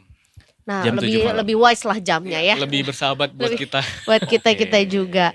Guys, kita Baiklah. masih ada satu segmen lagi sebenarnya ya, segmen trivia. Kita pengen nanya sedikit soal beberapa trivia untuk pertandingan melawan China. Ya. Kayak misalnya ini kan nanti ada pertandingan ini akan berlangsung di suhu rendah kan? Ya, Katanya, 18 derajat. derajat. Ini jadi keuntungankah buat timnas karena isinya adalah kita pemain-pemain yang sudah terbiasa dengan suhu Ya, dingin jelas sekarang? lah, jelas itu akan menjadi keuntungan ya. Nah, kemarin kita lihat di waktu main di GBK, Tom Hai udah sampai merah Panasan mukanya. ya. Dan kemarin di Bahrain juga sudah merah mukanya. Jadi dengan kondisi cuaca suhu yang lebih bersahabat ya, semoga penampilan pemain-pemain kita yang berkiprah di Eropa akan keluar kemampuan terbaiknya. Mudah-mudahan. Gitu, Dok. Iya. Terus kemudian juga nanti dikabarkan kita akan main di satu stadion yang agak jauh nih Ya. dari kota Dari besar pusat kotanya. juga, dari pusat kotanya juga. Kenapa tuh? Karena kemarin sempat ramai di sosmed. Itu sebenarnya akal-akalan Iya. mereka aja sih. Maksudnya dalam artian Federasi Cina, sepak bola Cina kan memang bebas memilih stadion di mana aja Iya, kan. betul. Kita Kita stadionnya banyak. kasih yang paling jauh. Mungkin nanti kita pas Cina tandang ke Indonesia kita kasih di Papua ya kan. Bisa, Di Maroke gitu ya Kalau kan. yang lebih jauh kan bisa di Deli Serdang kan. Oh Oh, iya bisa, bisa, bisa. Deli Serdang. Iya kan. Kandang PSMS ya. Iya. Yang kemarin buat PON. Benar. Iya, iya. Agak becek dikit gak apa-apa. Iya. Atau mungkin juga ya untuk keuntungan secara ekonomi juga di daerah itu. Oh, ya, pemerataan Bisa jadi. ekonomi Iya. bisa. Sebenarnya hotel-hotel di sana laku. Bener. Karena mereka dengar kan kalau ya sama aja kayak pertandingan tadi malam, supporter Indonesia tuh mau kemanapun atau dimanapun kita bertanding tuh pasti akan banyak gitu supporter Indonesia. Apalagi sebetulnya di China kayaknya juga banyak banget orang Indonesia di sana Iya, gitu ada. kayaknya ya. Sebenarnya ini yang patut kita perhatikan ya. Kondisi rumput GBK itu kemarin kan selalu mendapat kritik ya. Iya. Pas timnas kita main. Kenapa kita nggak main coba di GBT lagi misalnya, atau di Bali, atau di stadion yang kemarin buat venue Piala Dunia kecuali JIS ya, yang rumputnya sekarang udah rusak juga. Kita coba aja di sana. Kalau rumputnya lebih bagus memang begitu. Untuk next home game kita belum tentukan stadionnya di mana ya? Di GBK lagi. Masih GBK lagi. GBK. Ya? 15 November lawan Jepang. Iya. Pertandingan melawan Tsubasa dan Dengan kawan-kawan ya kondisi rumput yang Di bawah Hyuga. seharusnya lebih bagus ya. Harusnya. Oh, udah gak ada konsep kan Pak ya? Iya sih. Nah, belum tahu tuh. Kita harus cek dulu di Iya, bulan November iya sepertinya akan ada sih konser-konsernya. Tapi kebanyakan sekarang di JIS bukan konsernya. Kemarin Bruno Mars di Bruno Mars di JIS. JIS. Iya. Terus Iya sih. ada apalagi yang kemarin di Beach Ancol itu yang Kita harus cek dulu sih Pak, Iya. karena bisa kayak kemarin waktu konsernya Raisa juga ya waktu Betul. itu sempat itu udah mau dipakai sama Raisa, ternyata ada pertandingan timnas yang pakai gitu, dan bisa jadi sebaliknya juga terjadi. Tapi mudah-mudahan rumput bisa jadi perhatian yang cukup jadi perbaikan lah untuk next home. Jangan sampai kayak kemarin ditendang malah mengelupas kulitnya. Gagal lagi kita. Oke, dalam sesi kali ini marilah kita bersama-sama mengucapkan selamat ulang tahun untuk Coach STY ya. Iya. Meski Pakai bahasa Korea dong. Oh, Afif yang paling jago. Koreanya. Pak, sikat. Oper aja. Tapi hadiah yang maksudnya dari paparan tadi yang disampaikan sama Mas Malik tuh kayak meski kita dicederai sama hasil pertandingan yang kemarin, ini adalah kado yang cukup indah lah ya buat STY melihat performa timnas sekarang gitu. Jadi nggak indah gara-gara benar sih. keunggulan di menit-menit akhir sih jadinya. Benar sih. Kayaknya kita memang cukup optimis tuh ketika gol kedua terjadi, karena kan memang secara waktu juga kan udah muncul tuh si plus 6-nya. Jadi kita juga sebetulnya udah bisa memprediksikan sebentar lagi juga pertandingan selesai. Apakah memang sebenarnya nggak ada strategi untuk kayak guys udah mau bentar, udah kayak ngapain kayak di lapangan gitu.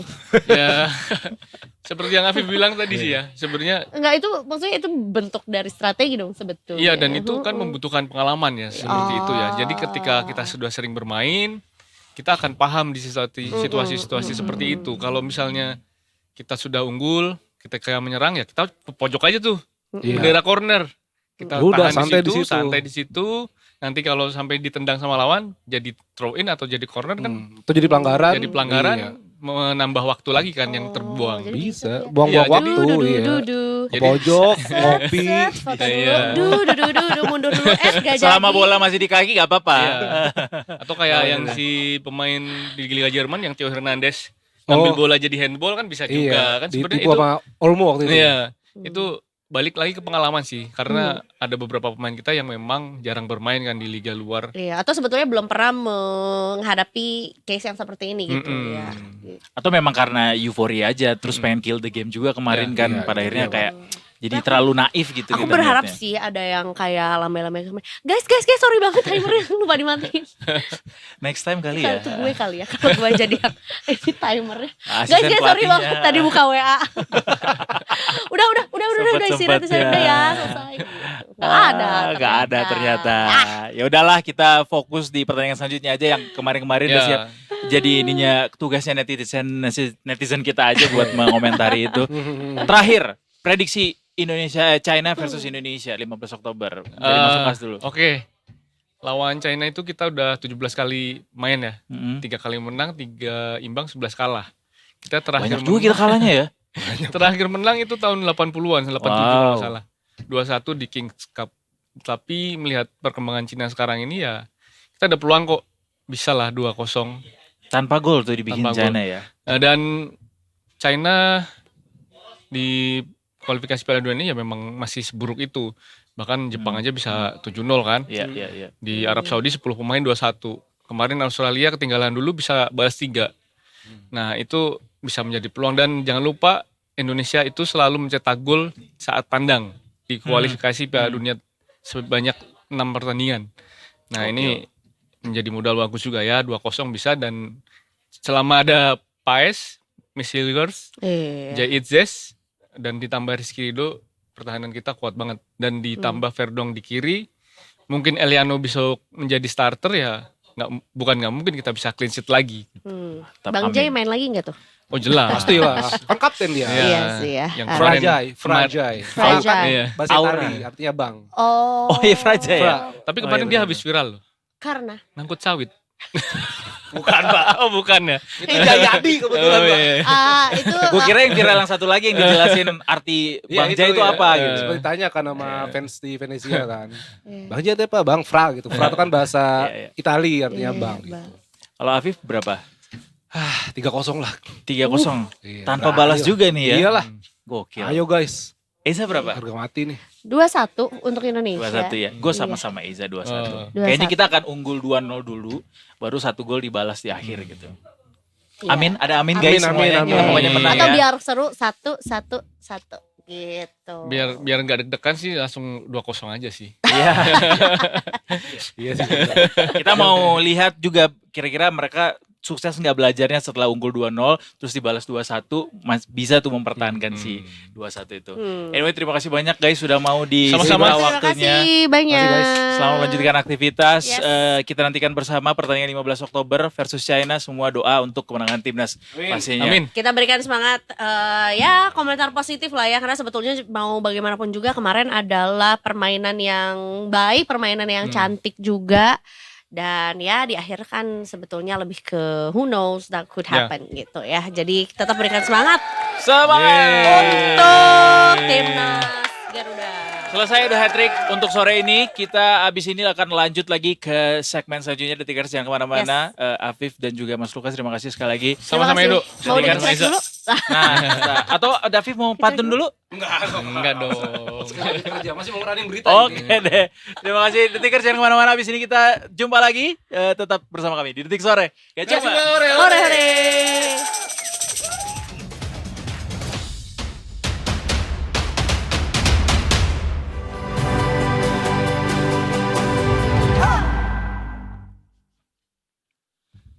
Welcome back to Detik Sore. Detikers. Hore. Gak apa-apa, dilanjutkan makannya. Itu membuktikan bahwa kita tuh masih manusia bekerja sebagai hostess ini ya, Eza ya. Betul, bukan dikasih oli samping ya, tapi dikasih snack. Bukan robot, kita bukan pakai baterai. Robot gedek. Tapi ngomongin soal robot gedek juga, itu tuh sebenarnya is it a thing? Maksudnya kayak kenapa awas lo robot gedek itu tuh sesuatu yang mengerikan ya? What is robot gedek? Gak tahu. Jadi robot gedek tuh apa sih, kayak folklore gitu kan? Dia tuh makhluk yang yang semacam ini. Ya.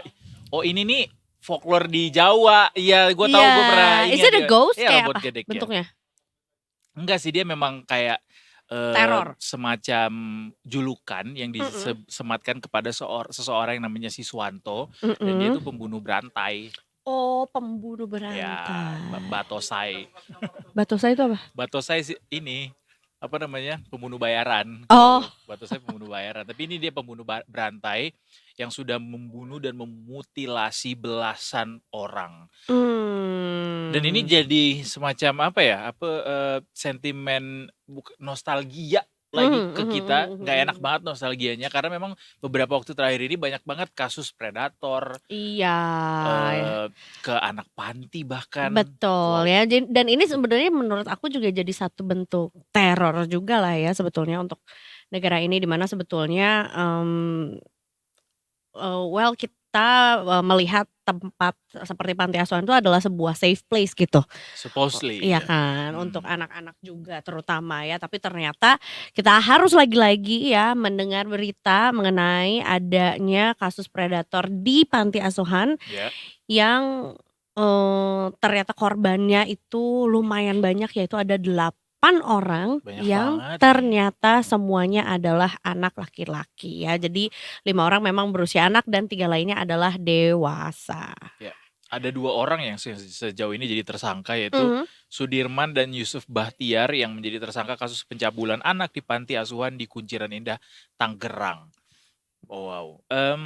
Untuk Detikers tahu, sejauh ini dari hasil pendataan panti asuhan ini punya 18 anak asuh. Dari 18 anak asuh ini 2 diantaranya tuh masih balita. Dan jumlah korban saat ini yang sudah terdeteksi adalah 8 orang yang semuanya laki-laki. Dari 8 korban ini 5 orang diantaranya berusia anak dan 3 lainnya dewasa. Motifnya Betul. pencabulan. Betul. Sebetulnya juga ada 3 tersangka sih. Namun yang satu nih ya, yaitu adalah Yandi Supriyadi yang usianya masih 28 tahun selaku pengasuh di panti asuhan tersebut, ini masih diburu polisi alias kabur. Berarti yang tertangkap yang baru 2 tadi ya. Betul. Jadi sebetulnya juga sebagaimana yang udah diketahui bahwa Yayasan Panti Asuhan itu sudah berdiri sejak tahun 2006 atau sudah 18 tahun kurang lebih, tapi tentunya juga setelah dicek kembali belum ada izin atau tidak didaftarkan ke Kemensos atau tidak berizin gitu ya selama beroperasi juga gitu. Dan tentunya lagi-lagi ya. Dan tentunya juga sudah ada komentar yang diberikan oleh anggota DPR 2024-2029 Arzeti Bilbina yang pastinya juga mengecam aksi pencabulan ini yang namanya adalah Yayasan Darussalam An-Nur di Kunciran Indah, Kota Tangerang ya, dan tentunya juga mengakibatkan anak-anak, kemudian juga ya ada dewasa juga ya yang menjadi korban yang harusnya menjadi calon-calon pemimpin bangsa lah gitu. Iya nih, ini mah jadi suatu ketakutan buat anak-anak ya untuk bisa mendapatkan pendampingan terhadap para pengasuhnya di panti asuhan dengan kejadian ini. Dan lagi-lagi setiap kali ada kejadian aneh di sebuah institusi, pasti itu ada kaitannya dengan legalitas ya, Za. Kayak kemarin juga ada soal di pesantren terjadi pembulian, ternyata juga ada kendala dalam hal legalitas yang terjadi. Kemudian juga ini daycare juga Iya, terjadi perundungan juga di Iya. situ, ada kekerasan dan ternyata juga bermasalah dalam hal legalitasnya. Ini juga. Dan kabarnya Detikers, adanya orientasi seksual menyimpang sesama jenis dari para tersangka ini yang menjadi sumber dari kelakuan para laki-laki 3 orang ini ya. Diketahui dari total 7 korban ini semuanya berjenis kelamin laki-laki soalnya. Dan sebetulnya yang membuat miris salah satu tersangka, jadi kan sebetulnya ada 3 tersangka. 2 tersangkanya itu sudah tertangkap kan, yaitu adalah Yusuf Bahtiar dan juga Sudirman yang berusia 49 tahun, Yusuf Bahtiar itu 30 tahun. Jadi sebetulnya Yusuf Bahtiar itu pernah menjadi korban Sudirman yang merupakan ketua yayasan. Ini ada di Detik News juga. Jadi ini disampaikan oleh Kapolres Metro Tangerang Kota atau Kombes Zain Dwi Nugroho dalam jumpa pers kemarin juga di hari Selasa. Jadi di antara 2 pelaku ini salah satunya dulu pernah menjadi salah satu anak asuh di yayasan tersebut dan pernah menjadi korban dari ketua yayasan which adalah Sudirman ini. Nah, kemudian tersangka ini ya beranjak dewasa lah ya gitu dan kemudian kini menjadi pengasuh di yayasan tersebut dan setelah dewasa ini melakukan kekerasan seksual yang sama kepada anak-anak asuhnya. Jadi seolah-olah itu jadi kayak vicious Apa cycle ya? ya jadinya ya, lingkaran setan pada akhirnya ketika hal tersebut terjadi tuh akan sangat sulit gitu untuk bisa memutus rantai itu pada akhirnya. Aduh. gitu. Mudah-mudahan para korban bisa segera recovery Ya, tentunya semoga ya. ditangani oleh pihak yang bertanggung jawab ya setelah ini Iya, gitu. iya, iya, iya. Kemudian juga bisa diberikan pendampingan psikologis. Ya, yang terbaik gitu. tentunya bisa Betul. diberikan kepada Dan para tentunya korban. juga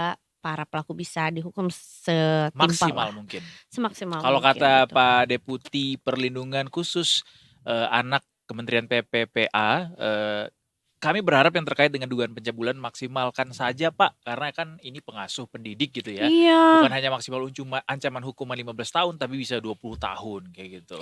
Dan tentunya juga kalau kita tadi dengar juga bahwa sebetulnya yayasan ini atau si panti asuhan ini sudah berjalan dari tahun 2006.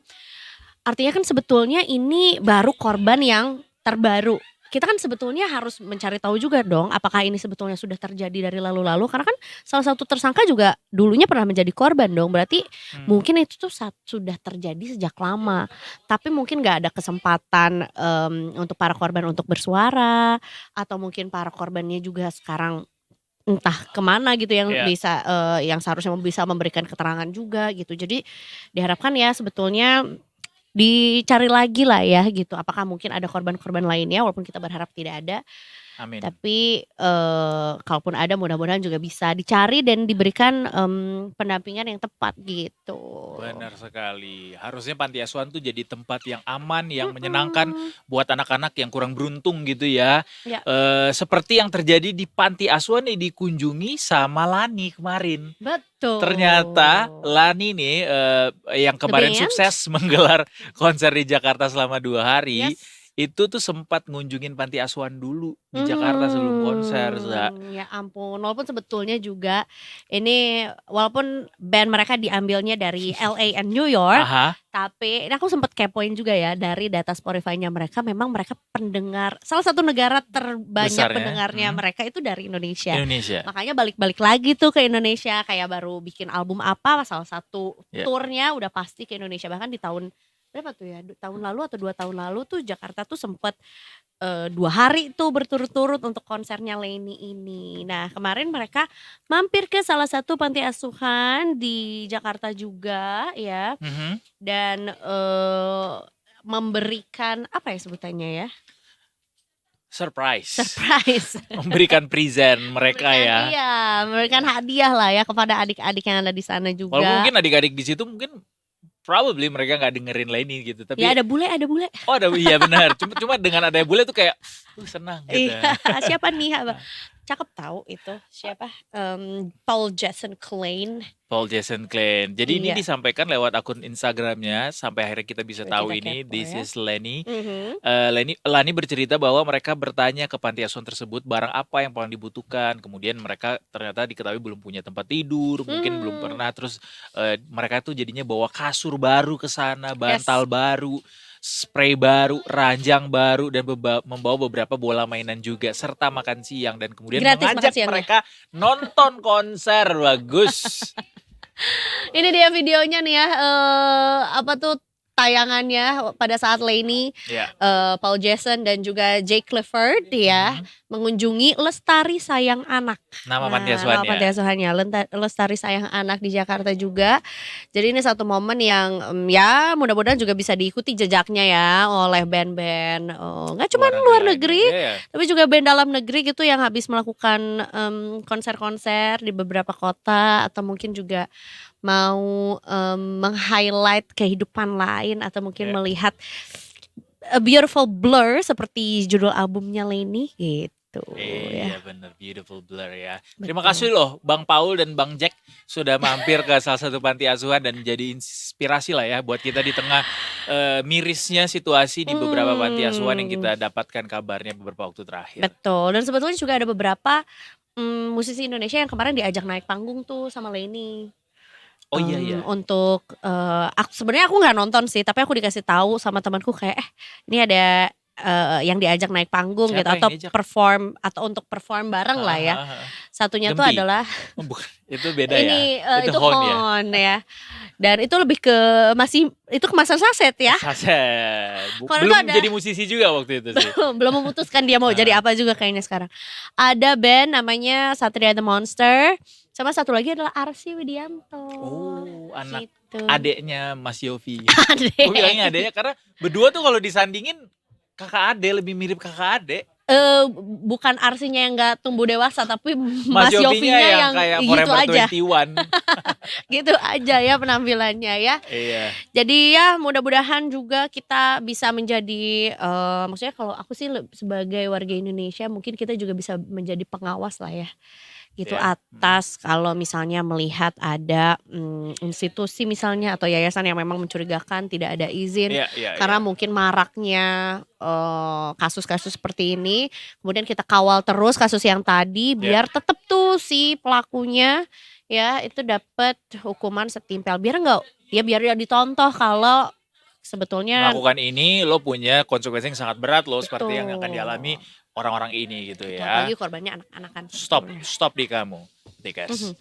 Baik, Gitu. Yes. kita akan menuju ke segmen terakhir di Detik Sore kali ini. Wow, kita udah gak sabar banget siap-siap menuju weekend. Tapi sebelum kita sambut weekendnya, kita akhiri dulu dengan segmen Sunset Talk.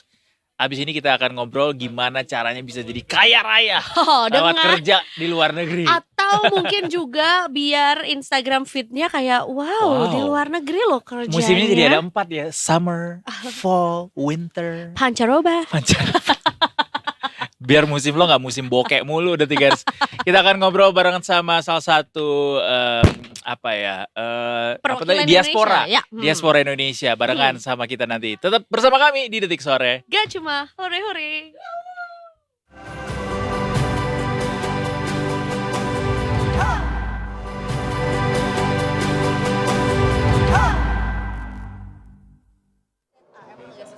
Welcome back to Detik Sore Detikers. Nggak cuma hore-hore ya. And of course, Uh-huh. we're coming back to this Sunset Talk segment. Ya, walaupun kita punya waktu yang cukup sempit Singkat. menuju ke jam 6, tapi nggak Iya. apa-apa. Obrolan ini akan berlangsung selama mungkin kita bisa mengorek apa yang jadi modal dari Ya. narasumber kita hari ini. Karena Ini menurutku juga ini satu topik yang cukup menarik juga Kak Edo. sangat menarik, Sangat apalagi buat menarik. para Gen Z sekarang. Kan kalau misalnya kita lihat media sosial tuh banyak banget. Bahkan ada tuh kemarin terakhir yang nawarin seminar lewat bisa mencapai tabungan 1 miliar di tahun pertama lewat WHV gitu. Itu tuh jadi viral banget di media sosial dan kita mikir kayak 1 miliar dalam 1 tahun, aku mau, pasti semua orang pekerjaan FOMO apa kan. itu yang tidak dibantu bapakku? Iya dong. Namanya Eiza Mahfira ya. Lah karena kan sebenarnya kan kita starting point ya kan, starting pointnya tuh berbeda. Ada yang memang mungkin gajinya sama-sama tinggi, tapi kan yang satu nggak perlu bayar kosan, yang satu nggak perlu nyicil kendaraan karena mungkin udah difasilitasi ya tempat tinggalnya bareng sama orang tua, perginya dianterin. Lah ya kan, Iya. jadi privilege-nya beda-beda. Beda privilege-nya, tapi mungkin ini salah satu yang jadi menarik juga karena di sosial media tuh kayaknya nggak pernah turun trennya gitu ngomongin soal working holiday visa. Bahkan aku sempat kepikiran untuk working holiday visa, untuk ngambil program WHV ini ke negara kanguru. Nah, kita belajar sekarang gimana caranya supaya bisa kerja di luar negeri dan menjadi orang yang benar-benar sukses. Sekalian kita juga mau cari tahu apa sih bedanya kerja di luar negeri dan di Indonesia gitu. Yes. Bisa jadi pelajaran juga buat kita. Kita udah kedatangan sama Mas Audi Melsom di sini. Selamat sore. Selamat sore Mas Audi. Thank you, selamat sore. Terima kasih Edo, sudah Eza. menerjang kemacetan tendean dan berada di gedung ini. Nggak Gimana terlalu. rasanya kembali lagi ke Tanah Jakarta? air, Sudah berapa lama nggak balik lagi ke Jakarta? Sebelumnya kan Mas Audi di Australia tahunya kita. Sebenarnya sering balik sih, sering bolak-balik ke Indonesia dalam 3 tahun terakhir ini habis COVID. Terus ke Jepang juga karena istri orang Jepang kan. Oke. Sebelumnya terima kasih nih udah diundang di acara ini. Sama-sama, Yeay. sama-sama. It's a Yes, pleasure. yes. Eh, Mungkin kita akan perkenalan dulu deh Mas Audi sebetulnya kenapa hari ini kita ngomongin soal kerja di luar negeri gitu. Apa sih sebetulnya cerita atau mungkin Kak Audi pengalaman yang udah dimiliki sama Kak Audi juga dan program apa yang diikuti sampai akhirnya sekarang udah tahun ke 7 lebih, 7 7 plus ya bekerja di luar negeri. hampir 7 tahun. lah, Hampir 7 kurang lebih, tahun, oke. Mendekati. Gimana pengalamannya program WHV betul ya? Dari tahun berapa? Iya, saya dulu WHV itu start tahun 2017 sebenarnya. Tapi saya baru berangkat tahun 2018. Jadi saya waktu itu masih kerja sebagai karyawan juga, karyawan swasta di televisi juga, di industri televisi. Dan akhirnya saya memutuskan resign, pindah ke luar negeri, ke Australia karena mendapatkan kesempatan melalui work and holiday visa. Waktu itu tahu WHV riset sendiri atau gak dari testimoni dari teman juga, kisah sukses teman sendiri juga? Kebetulan sahabat saya udah jalan duluan ya tahun 2015. Jadi kemudian saya mau daftar tahun 2016 tapi karena kurang persiapan dan saya masih pengen kerja waktu itu di Indonesia, masih pengen lanjutin karir saya, akhirnya saya baru daftar tuh tahun 2017. Awalnya gitu tahu dari sahabat. Oke. Bersama berarti sama di Australia juga. Iya di Australia juga. Tapi sebelumnya emang udah pengen keluar negeri, udah dari zaman kuliah dulu tahun 2007 2008 tuh udah pengen keluar negeri, udah sering traveling sebelumnya, backpackeran. Jadi karena kita suka backpackeran, kita berpikir gimana caranya bisa berkarir di luar negeri. Terus bisa bersosialisasi juga dengan banyak penduduk dunia gitu lah, banyak background baru ya. latar belakang ya. Jadi bagian dari global citizen ya. Iya itu yang pengen sih yang. Dan akhirnya tercapai dan kita tuh pengen bawa ke sekarang nih kondisinya. Kan WHV ini semakin, kalau misalnya kita lihat di websitenya Ditjen Imigrasi itu banyak banget di kolom komentarnya nanya soal WHV segala macam. Kapan bukanya? Iya, nungguin kapan bukanya segala macam. Kemarin ada yang bilang 1M, ngumpulin 1M dalam 1 tahun pertama dengan WHV. Is it possible? Di Australia konteksnya. Kalau 1 miliar itu memungkinkan, tapi nggak mungkin konstan. Nggak mungkin konstan misalkan tahun as a working holiday holder ya nggak mungkin konstan. Mungkin tahun kedua atau tahun ketiga bisa didapetin, tapi itu cuma 0, sekian % orang yang bisa dapetin itu. Apa faktornya, Mas? Pekerjaan. Oke. Nah, yang kita tahu kan Australia itu yang paling karirnya yang paling bagus kalau di Australia itu kerja di sektor energi. Kayak misalkan mining, terus solar, terus turbin angin. Nah itu bisa dapetin segitu. Itu yang paling Memungkinkan. tinggi gajinya di sektor itu? Salah satu tertinggi di dunia juga. Oke. Kerja seperti itu. Which is one of your earlier Iya, saya pernah kerja di occupation situ di sana ya. dan memungkinkan untuk dapetin 1 miliar tapi nggak konstan karena biaya hidup tinggi juga di sana dan kita juga bisa kena pajak progresif kalau kita sudah menghasilkan sekitar kalau kita udah lebih dari 370 juta gitu kita menghasilkan pajaknya itu bisa jadi double. I see. Nah makanya agak sulit sih untuk bisa mencapai itu tapi bisa cuman sangat kecil sekali persentasenya. Sangat kecil. Karena setauku juga memang ada aturan mengenai, karena kan working holiday visa tuh ada worknya ada holiday-nya juga gitu. Jadi bukan visa fully untuk working visa gitu ya. Jadi setauku juga ada batas jam atau batas apa ya untuk para pemegang WHV ini? Oh nggak ada batas jamnya. Oh nggak ada batas jam. Sebagai working holiday maker itu nggak ada batasan kerjanya. Kecuali student. Oke. Student itu cuma bisa 20 jam 1 minggu. Nah kalau WHV enggak. Apa aja syaratnya kalau mau ikut? Kalau mau working ikut holiday? ikut WHV itu syaratnya pendidikan minimal D3 atau pernah mengikuti kuliah selama 2 tahun. Oke. Terus punya uang tabungan sebesar kurang lebih 55 juta. Oke, 5.000 USD 5.000 Australian AUD. dollar. Iya. Ya. Sama satu lagi sehat. Jadi enggak karena ada penyakit tertentu yang pemerintah Australia nggak mau nerima orang ya untuk masuk sana kayak misalkan TBC itu nggak banget orang nggak mau nerima jadi kalau ada penyakit itu kalau bisa harus sembuh dulu sama nilai IELTS minimum 4,5 dan itu gampang banget didapat 4,5. Supposedly ya untuk orang yang sudah lulus D3 atau mungkin yang udah S1 gitu ya. Supposedly ya itu gampang banget kan. Tapi kan juga kita harus lihat juga bahwa sebetulnya tiap tahun tuh ada kuotanya ya. Kayaknya ini salah satu pembatasnya juga karena semua orang kayaknya berlomba-lomba deh untuk ikutan WHV. Ya untuk sekarang berlomba-lomba karena banyak influencer yang mulai mempopulerkan gitu. Iya. Salah satunya saya juga Including you ya. Iya. Kalau saya sih lebih pengen buka jalan ke anak-anak muda. Jadi saya posting terus. Jadi saya kerja di mana ada historinya jelas. Karena saya emang pengen buka jalan buat anak-anak muda Indonesia supaya bisa kerja di luar negeri juga. Iya, setuju. Dan sebetulnya juga Mas Audi ini adalah pahlawan devisa. Exactly, Iya kan? bisa jadi pahlawan devisa juga. Betul. Dan kita butuh lebih banyak diaspora Indonesia yang kerja di luar negeri gitu. Bukan jadi suatu sentimen negatif pada akhirnya ketika banyak orang yang memilih kerja di luar negeri. Buat Indonesia itu sentimen negatif. Karena kalau kita lihat data juga kurang kita tuh jumlah orang-orang Indonesia yang bekerja di luar negeri. Oh, Jadi nggak hobi ngerantau kita? Apa gimana sih? Bukan nggak hobi ngerantau sih. Kenapa faktornya Mas Audi kira-kira banyak orang yang masih takut gitu kerja di luar negeri? Iya banyak ketakutan terus terutama keluarga ya. Kalau kita kan kita Sangat diwajibkan family untuk oriented ya? family kita bantu keluarga setelah sukses kita misalkan di bis kerja bantu keluarga. Mungkin salah satunya itu ada ketakutan nggak bisa ngebantu keluarga terus kita terlalu terbiasa difasilitasi gitu apapun. Makanya orang Indonesia yang keluar negeri itu rata-rata nanyanya lewat agen mana, lewat LPK mana. LPK itu lembaga pencari kerja mana gitu ya.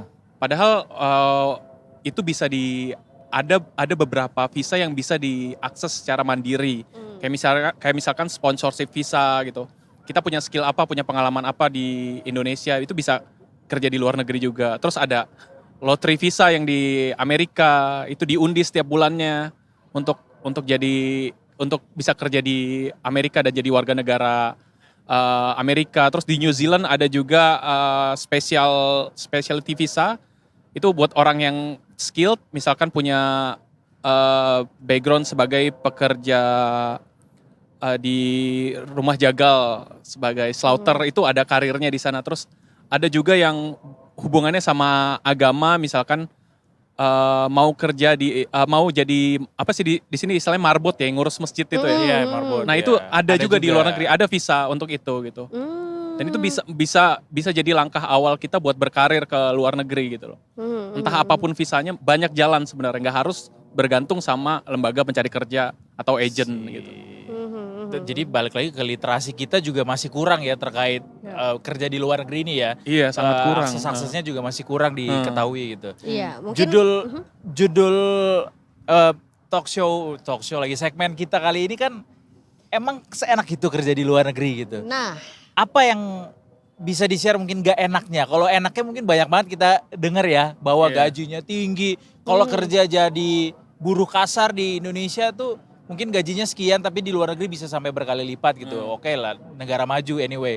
Tapi gak enaknya apa Mas Odi? Gak enaknya dulu yang paling pertama yang jelas jauh dari keluarga yang gak enaknya ya kan. Terus kita... Gak ada nasi padang. Nah itu baru mau saya omongin. Gak ada sambel. Ketebak. Iya itu, nggak enaknya itu. Harga makanan Indonesia tuh mahal di luar negeri. Iya. Terus apa lagi ya? Weather ada problem dengan itu mungkin? Nggak ada, saya lebih enak di sana karena musimnya ganti-ganti gitu. Oh, jadi nggak bosan bahkan ya? Oke. Iya. Nggak panas terus, nggak dingin terus, enak deh pokoknya. Nggak ada polusi. Iya. Terus Enaknya apa lagi ya? Secara pajak penghasilan yang dipotong gitu kan, karena kan gimana pun juga jadinya kita nyampe ke sana jadi WNA-nya mereka lah ya, karena kan pasti juga dikenakan pajak yang lebih besar dibandingkan dengan warga negara asli Australianya. Itu sebetulnya gimana tuh hitung-hitungannya, karena kalau penghasilan makin besar kayaknya potongannya juga makin besar, kayaknya begitu. Ya pajaknya lumayan tinggi ya, kalau working holiday maker itu pajaknya 15%. Oh oke. Jadi begitu kita sudah itu pajak penghasilan? Pajak penghasilan ya, dipotong 15% setiap gajian. Tapi gajiannya enak mingguan. Terus kalau kita udah menghasilkan lebih dari... Bahaya tuh check outnya sering kalau mingguan mending bulanan. Ini mudah-mudahan saya nggak salah ya infonya ya. Kalau kita udah menghasilkan lebih dari 370 juta kalau dirupiahin. Atau 400 juta gitu. Saya lupa antara nilai nominal segitu. Itu pajaknya jadi double, jadi 32%. 32. Oh wow. Jadi kerjanya gimana sih? Iya. 32%. Iya besar banget ya. Nah, kalau kayak jadi buruh kasar gitu kan hitungan kita kayak kerjanya nelangsa gitu. Kalau di sana kayak gimana? Kerjanya mereka nggak diskriminatif. Nggak diskriminatif, terus nggak terlalu melihat strata apa sih feodal, nggak terlalu. Masa sih? Kelas sosialnya nggak terlalu nggak terlalu gap antara kelas sosial pekerjanya nggak terlalu kayak kita gitu loh. Kayak tadi yang saya omongin, kalau ada baru yang viral saat ini, ada guru honorer. Iya. Terus kerja jadi pemulung. Orang-orang netizen malah ngelihatnya iba gitu, ngelihatnya kasihan gitu.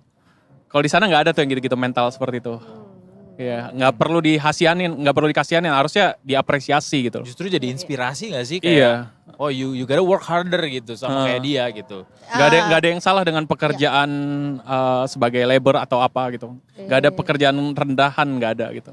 Iya di sana lebih diapresiasi ya sebetulnya. Iya, lebih diapresiasi. Every single pekerjaan gitu. Tapi sebetulnya kan tadi Mas Odi juga sempat ngomong pernah di slottery, pernah di konstruksi, pernah di ya macam-macam lah bidangnya. Susah nggak sih shiftingnya dari antara satu pekerjaan dan yang lainnya, apalagi bidangnya ekstrim nih perbedaannya gitu. Nah nggak susah. Oh gitu ya. Nah yang saya surprise tuh begitu di Australia, orang untuk mulai karir lain dari karir sebelumnya itu gampang gitu. Kayak misalkan kita mau jadi dokter atau kita tiba-tiba mau jadi electrician atau apalah. Nah itu kita masih bisa ngejar gitu, dan orang oke aja gitu. Mau jadi dokter di usia 30 juga nggak kenapa-napa gitu. Mau jadi polisi di usia 35 juga nggak ada problem soal itu. Jadi nggak ada batas umur. Nggak ada batas umur. Nah itu enaknya itu. Batas umur. Ya menyebalkan Enak ya, sih kayak kita udah 30 sekian tapi masih Iya. bisa milih kerjaan shifting kemana gitu. Masih bisa switch karir dengan baik gitu. Jadi gak ada tuh dibutuhkan lowongan pekerjaan ini. 1, usia segini, 2, berpenampilan menarik gitu tuh gak ada ya. Berpenampilan menarik tuh katanya kan di sana nggak ada syarat itu ya katanya. Nggak ada, saya nggak Kayak pernah kecuali nemu. sehat gitu ya. Mungkin sehat Kecuali mungkin jasmani jadi dan model ya. rohani. Iya, Itu sehat pasti iya, sehat pasti ada kan sehat gitu. pasti. Tapi kayaknya kalau berpenampilan menarik ya mau jadi apa? Menarik? Makanya menarik. Ya tergantung mungkin bidang pekerjaannya apa. Iya gitu kalau model mungkin cocok gitu ya, Ya disuruh iyalah, lampirin foto betul, misalnya. betul. Oke ada hubungannya. Tapi kayak Iya. di kita kan masih ada pekerjaan lo sebenarnya nggak butuh, lo tak akan terlihat seperti apa, tapi masih tetap disuruh lampirin foto dan berpenampilan menarik gitu. Di sana ditemui nggak pekerjaan, cara-cara pekerjaan kayak gitu? Saya belum pernah nemuin sih. Bahkan Belum ya? untuk kita apply CV aja itu nggak diperlukan foto sebenarnya. Oh. Jadi apa? Apa aja yang bisa, misalnya kita apply? Mikes. sorry Mas. Pengalaman aja, pengalaman sama strong pointnya di mana gitu. Iya. Kita. Skillnya ya. Iya. Mhm. Nanti kita bakal ngobrol langsung sama HRD. Kalau kita apply kerjaan tuh ngobrol. Terus dalam hari yang sama udah langsung direkrut. Jadi nggak menghabiskan waktu harus beli materai atau apa. Langsung diterima. Kayak Mas Audi kan juga ya background pekerjaan sebelumnya adalah jurnalis gitu. Kerja di media. Kemudian masuknya malah pekerjaan pertama adalah renewable energy. Gimana cara bisa diterima dengan background kayak gitu kerja di perusahaan yang sama sekali berbeda gitu? Nah saya juga surprise ya. Karena di Australia itu kayak budayanya orang-orang tuh kalau speak up artinya kamu bisa gitu loh. Kalau kamu presentasiin diri kamu dan bilang kamu pede, bilang kamu bisa, artinya kamu bisa. Ya udah gitu aja. Kerja di modalnya manapun, confidence saja. modalnya confidence saja. Seriously? Iya, serius. What happened on day secara- one gitu kayak halo saya harus ngapain nih? Pasti ada yang ngajarin gitu ya atau gimana? Ya pasti sih ada hal seperti itu, tapi kan kita dilatih lagi, di training Iya lagi. sih, Biasanya iya. seminggu awal tuh di training. Oke. Kalau emang kamu oke, udah langsung gitu. Kayak nih contohnya, kayak saya mau kerja jadi supervisor di pabrik kentang pada saat itu. Dari awal ke HR saya udah bilang saya pengen jadi supervisor di sini. Nah di hari ketiga itu saya udah langsung dilatih untuk bisa dapetin posisi itu gitu. Dan akhirnya saya dapat posisi itu dan emang saya juga nggak nyangka gitu loh. Jadi kalau lo memang pengen ke situ, oke, tunjukin kemauan lo sebesar apa, nanti gue bantu untuk bisa sampai ke situ gitu. Iya, sebenarnya ada alasannya sih kenapa kayak gitu. Karena sebenarnya gaji supervisor dan gaji employee biasa itu nggak beda jauh, bedanya cuma beberapa dolar. Jadi kita Jadi nggak one man show kayak di sini. iya. Salah nggak sih kayak gitu nggak? It could be better harusnya ya di sini ya. Ada politik-politiknya juga nggak di sana kerjanya? Ada kalau bahas ada juga kayak gitu. Politik Kayak ngejilat gitu ada nggak? oh ada Ngejilatnya gitu, ngejilat. di mana-mana ada sih, tapi nggak Ada nggak terlalu. Iya. Ada kalau misalkan anaknya si bos perusahaan itu mau kerja sama kita, ya langsung dimasukin atau saudaranya gitu, langsung tetap dimasukin ada. posisi tertentu tetap ada gitu. Privilege tuh does real exist ya. Iya tetap ada. All tetap around ada. the world. All around the world, Iya, iya. Tapi mereka bisa jadi teman kita gitu, walaupun kita juga levelnya bukan dia, tapi mereka jadi teman kita, ngeblend sama kita gitu. Oke. Enggak. Juga dapat langsung posisi tinggi tuh anaknya kalau mau. Biasanya langsung dapat posisi tinggi, gitu. tapi tetap CS gitu. Tetap Kita CS. biasanya manggilnya mate. Oh mate Oh. ya. Hey, mate. What up mate? How's going mate gitu. Tapi juga aku sempat baca juga case-nya bahwa ya karena saking populernya working holiday visa ini dan ya peminatnya juga banyak, akhirnya banyak yang berpikir ya udah sampai Australia aja dulu baru terserah deh gimana entar gitu. Itu sebetulnya harusnya gimana gitu. Karena kan sebetulnya yang ditakutkan adalah udah nyampe sana pekerjaannya malah nggak dapet. Walaupun sebetulnya itu nggak pernah kejadian ya sama Mas Odi juga. Tapi sebetulnya case itu ditemukan juga gitu. Ada tipsnya mungkin untuk teman-teman yang mau coba working holiday visa? Ya seperti yang kita obrolin tadi, kalau saya tuh sebelum migrasi ke Australia tuh saya emang suka traveling ya ke negara lain gitu, traveling secara backpacker gitu loh. Jadi mental itu udah keasah, mental udah nggak takut gitu loh, mau kemanapun gitu loh. Jadi begitu di sana, saya itu cuma ngabisin sekitar $500 atau 5 juta rupiah lah pada saat itu. Untuk mencari pekerjaan. Untuk cari kerjaan. Saya benar-benar saya bawa 10 juta, 1000 Australian dollar gitu ke sana. Dan itu cuma habis 500. Lah kan modalnya harus 5.000 bukan? Enggak, itu cuma syarat aja. Oh cuma syarat aja ya. Syarat. Jadi di sana nggak dicek lagi apa kalau beneran bawa segitu apa enggak? Enggak dicek lagi. Enggak ya? Enggak, Oh. itu syarat aja. Jadi kayak pinjem duit temen juga nggak apa-apa buat Pinjem naruh duit duit temen dulu nggak aja masalah, ya nggak buat syarat masalah. administrasi ya. Pinjam Oke. keluarga Dan- siapapun. Dan dalam waktu 3 hari, iya saya dapat kerjaan. Pada waktu itu kerjaannya masih cash karena saya harus masih ngurus pajak pada saat itu, tapi dapat kerjaan gitu dan saya langsung bisa survive gitu untuk hari-hari selanjutnya, dan dalam waktu seminggu saya di sana saya udah dapat kerjaan di restoran waktu itu. Sebagai kitchen hand. Ya udah survive saya di sana. Gaji terendah berapa Mas yang didapatkan di sana dan apa pekerjaannya? By hour, per week? Mungkin lebih enak dihitungnya per week aja. Di sana gajinya per minggu. Dan normalnya gaji per minggu itu orang bisa dapetin 30 sampai 40 juta. Itu udah normal ya. Per minggu? Iya udah gampang, pekerjaan gampang banget itu udah segitu dapetnya. Contohnya apa tuh pekerjaan gampang banget itu? Kerja cuci piring gampang. Itu paling gampang ditemuin kalau mau survive di luar negeri. Jadi tukang cuci piring aja ya? Nggak ada language barrier tuh di situ? Nggak ada. Karena tugasnya emang cuma nyuci piring Kecuali aja. pick up-nya bisa ngobrol Kak. Iya. Kayak di beauty and movies. Iya benar. Jadi kayak ngobrol nih bahasa Inggris. Ngerti Inggris dikit lah yang jelas. Tapi ya itu paling gampang dimanapun, di Sydney, di Melbourne. Dalam hari yang sama udah bisa langsung dapat kerjaan itu. Tapi kan biaya hidupnya tinggi, gimana tuh? Iya biaya hidupnya tinggi tapi kan gajinya tinggi juga. Iya sih. Biaya hidup tinggi itu relatif atau memang segitu tingginya minimal gitu? Berapa sih biaya hidupnya?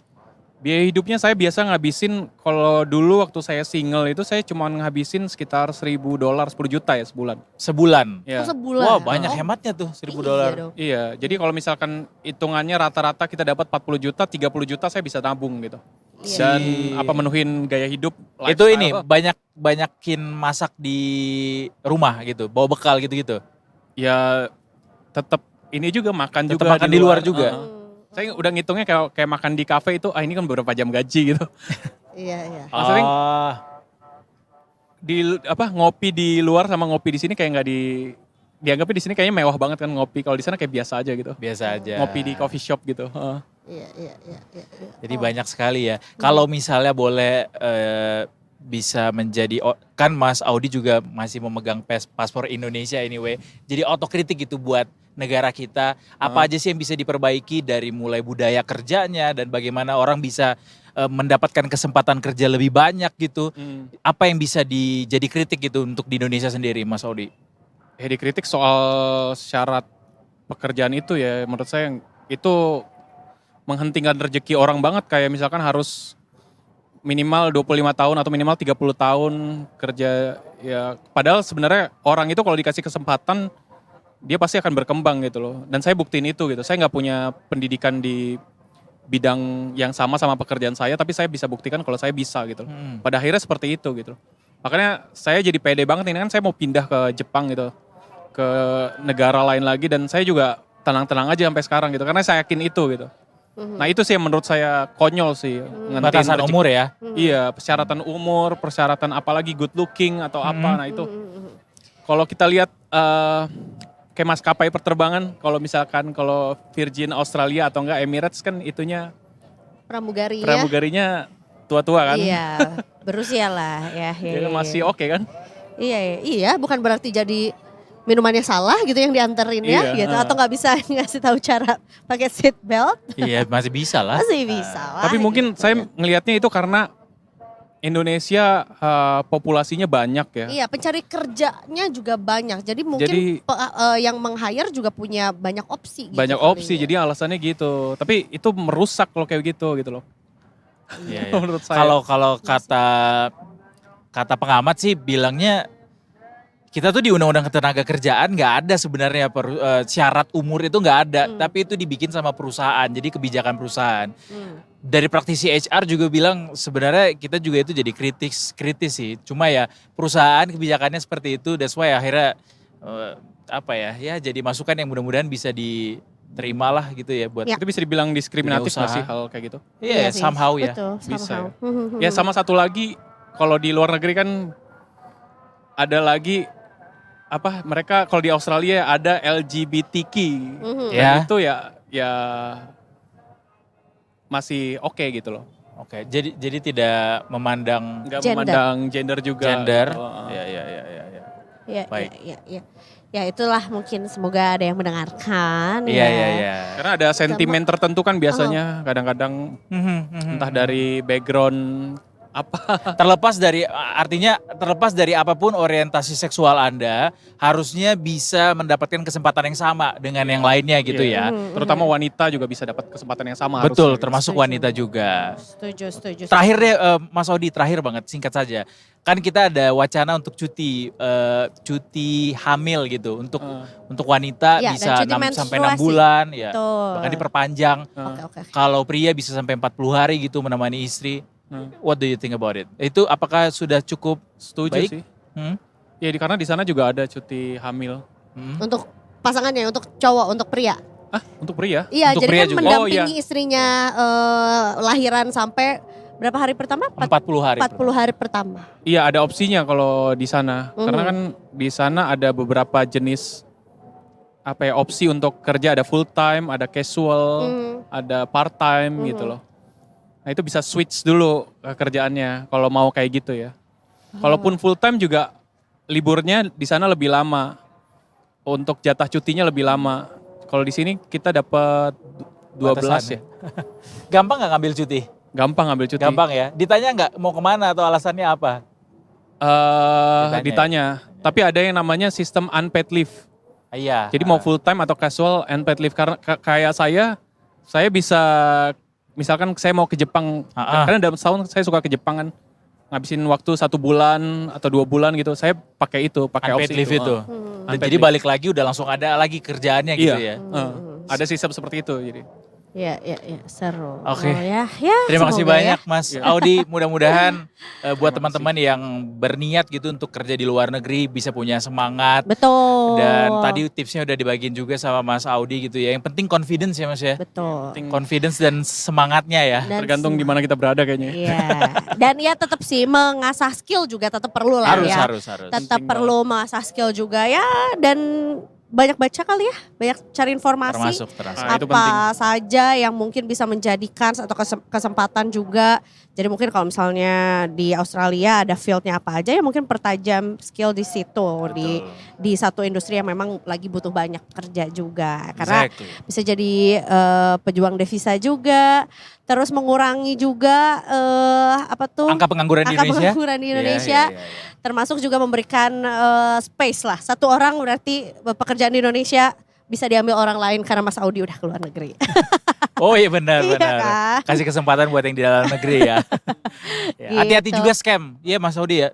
Scam juga banyak sekarang ya. Banyak di mana-mana banyak scam. Hati-hati untuk scam Detikers. Jadi pastikan channelnya benar.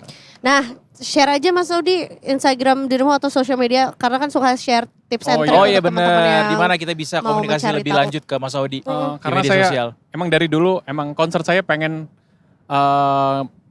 supaya anak muda Indonesia itu bisa keluar negeri juga gitu loh. Makanya saya ceritain pengalaman saya lewat YouTube dan Instagram. Kalau di Instagramnya ada Audi MESLOM, Audi Melsom, dan Audi Melsom. YouTube-nya juga sama. Nulisnya TikTok biasa. nggak? TikTok iya, cuman nggak begitu banyak pengikutnya. Oh gitu. Ya, siapa tahu. Itu saya jelasin semua dari dulu saya resign, kenapa memutuskan untuk keluar negeri, lengkap jadi ya. Nice. Mungkin bisa jadi satu hal yang inspiratif gitu buat anak-anak muda terutama yang mau keluar negeri. Yes. Mungkin bisa dimulai dari video goyang-goyang dulu Mas di TikTok biar banyak. Ya, mungkin itu lebih laku biasanya. 5 tips untuk kamu yang mau WHV. 1, follow aku. Ngikutin tren ya. Anyway, terima kasih banyak sekali lagi Mas Audi. Terima kasih Sudah mau sukses mampir terus kesini. ya, dan Terima terima kasih kasih juga udah sharing tips juga sama Detikers. Tentunya, dan juga terima kasih. Anyway, kita punya tagline. Jadi kalau misalnya kita bilang Detik Sore, Mas Audi boleh bantu. Gak cuma hore-hore. Nah kita Cuma hore-hore. Tapi kayak ada gitu gerakannya. gerakannya. Iya. Iya benar. Gak apa-apa. Detikers, terima kasih banyak sudah mau menyaksikan Detik Sore. Sampai detik ini kita harus pamit dulu nih. Dan jangan lupa untuk saksikan Detik Sore setiap Senin sampai Jumat jam 15.30 sampai jam sesuka-suka kita. Iya. Ini udah gak jam 8. Bener lagi. Oke, happy weekend everybody. Eduardo Sibaraghir pamit. Eiza Magfira pamit. Dan seluruh kru yang bertugas juga pamit. Sampai jumpa lagi Detik Sore pekan depan. Tetap nonton kita di Detik Sore. Gak cuma hore-hore. Oh, dikerjain.